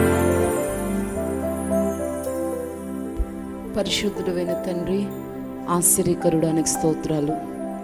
ఈ 4వ నెల, ఈ మొదటి పునరుద్ధానపు దినమున మీరు మమ్మల్ని సజీవులుగా నిలిపి మిమ్మల్ని ఇలా స్తుతించి ఘనపరిచి కృతజ్ఞులమై నిన్ను మహిమపరచుటకు మీరు మాకు ఇచ్చిన భాగ్యం కొరకై మరొక్కసారి కృతజ్ఞతాస్తుతులు చెల్లిస్తున్నాను తండ్రి. మీరు మాకు దేవుడై ఉన్నారని, మేము మీకు ప్రజలమై ఉన్నామని, మేము ఎలాంటి ప్రజలమై ఉన్నామో కూడా మీ లేఖనముల ద్వారా మాకు వివరంగా తెలియపరిచారు. ప్రతిష్ఠించబడినటువంటి ప్రజలము, విమోచించబడినటువంటి ప్రజలము, మీకు సొత్తైన ప్రజలమని మీరు మాకు తెలియపరిచారు ప్రభువా. అలాంటి ప్రజలుగా బ్రతకడానికి ఇదిగో మేము ఇష్టపడుతున్నాం తండ్రి. మేము స్నానం చేయబడినటువంటి వారమే విచిత్రమైనటువంటి వస్త్రములు ధరించి మా మనస్సు అనే నడుమును కట్టుకొని మా యొక్క ప్రతి ఆలోచనను మీకు లోబడినట్లుగా చెరపట్టి కిరీటము ధరించబడినటువంటి వారమై పరిశుద్ధాత్మ తైలము చేత మేము అభిషేకించబడి మీకు ప్రతిష్ఠిత ప్రజలుగా బ్రతకడానికి కృప చూపించమని ప్రార్థిస్తున్నాను. మా స్థానంలో నిలిచి మా శిక్షను భరించి మమ్మల్ని విమోచించి విడిపించిన గొప్ప దేవుడు తండ్రి. మా స్థానంలో ఈ లోకంలో ఎవరు నిలవలేదు నైనా, మమ్మల్ని ఎవరు విడిపించలేదు తండ్రి. ఇంకా మేము దేనికి కట్టబడి ఉండక విమోచించబడినటువంటి ప్రజలముగా, విడిపించబడినటువంటి ప్రజలముగా మీ సిలువ త్యాగాన్ని నిత్యము జ్ఞాపకం చేసుకుంటూ నాయన నీ కొడుకు బ్రతకడానికి సహాయం చేయమని ప్రార్థిస్తున్నాను. మీరు మమ్మల్ని మీ రక్తం చేత కొన్నారు తండ్రి. మేము మీ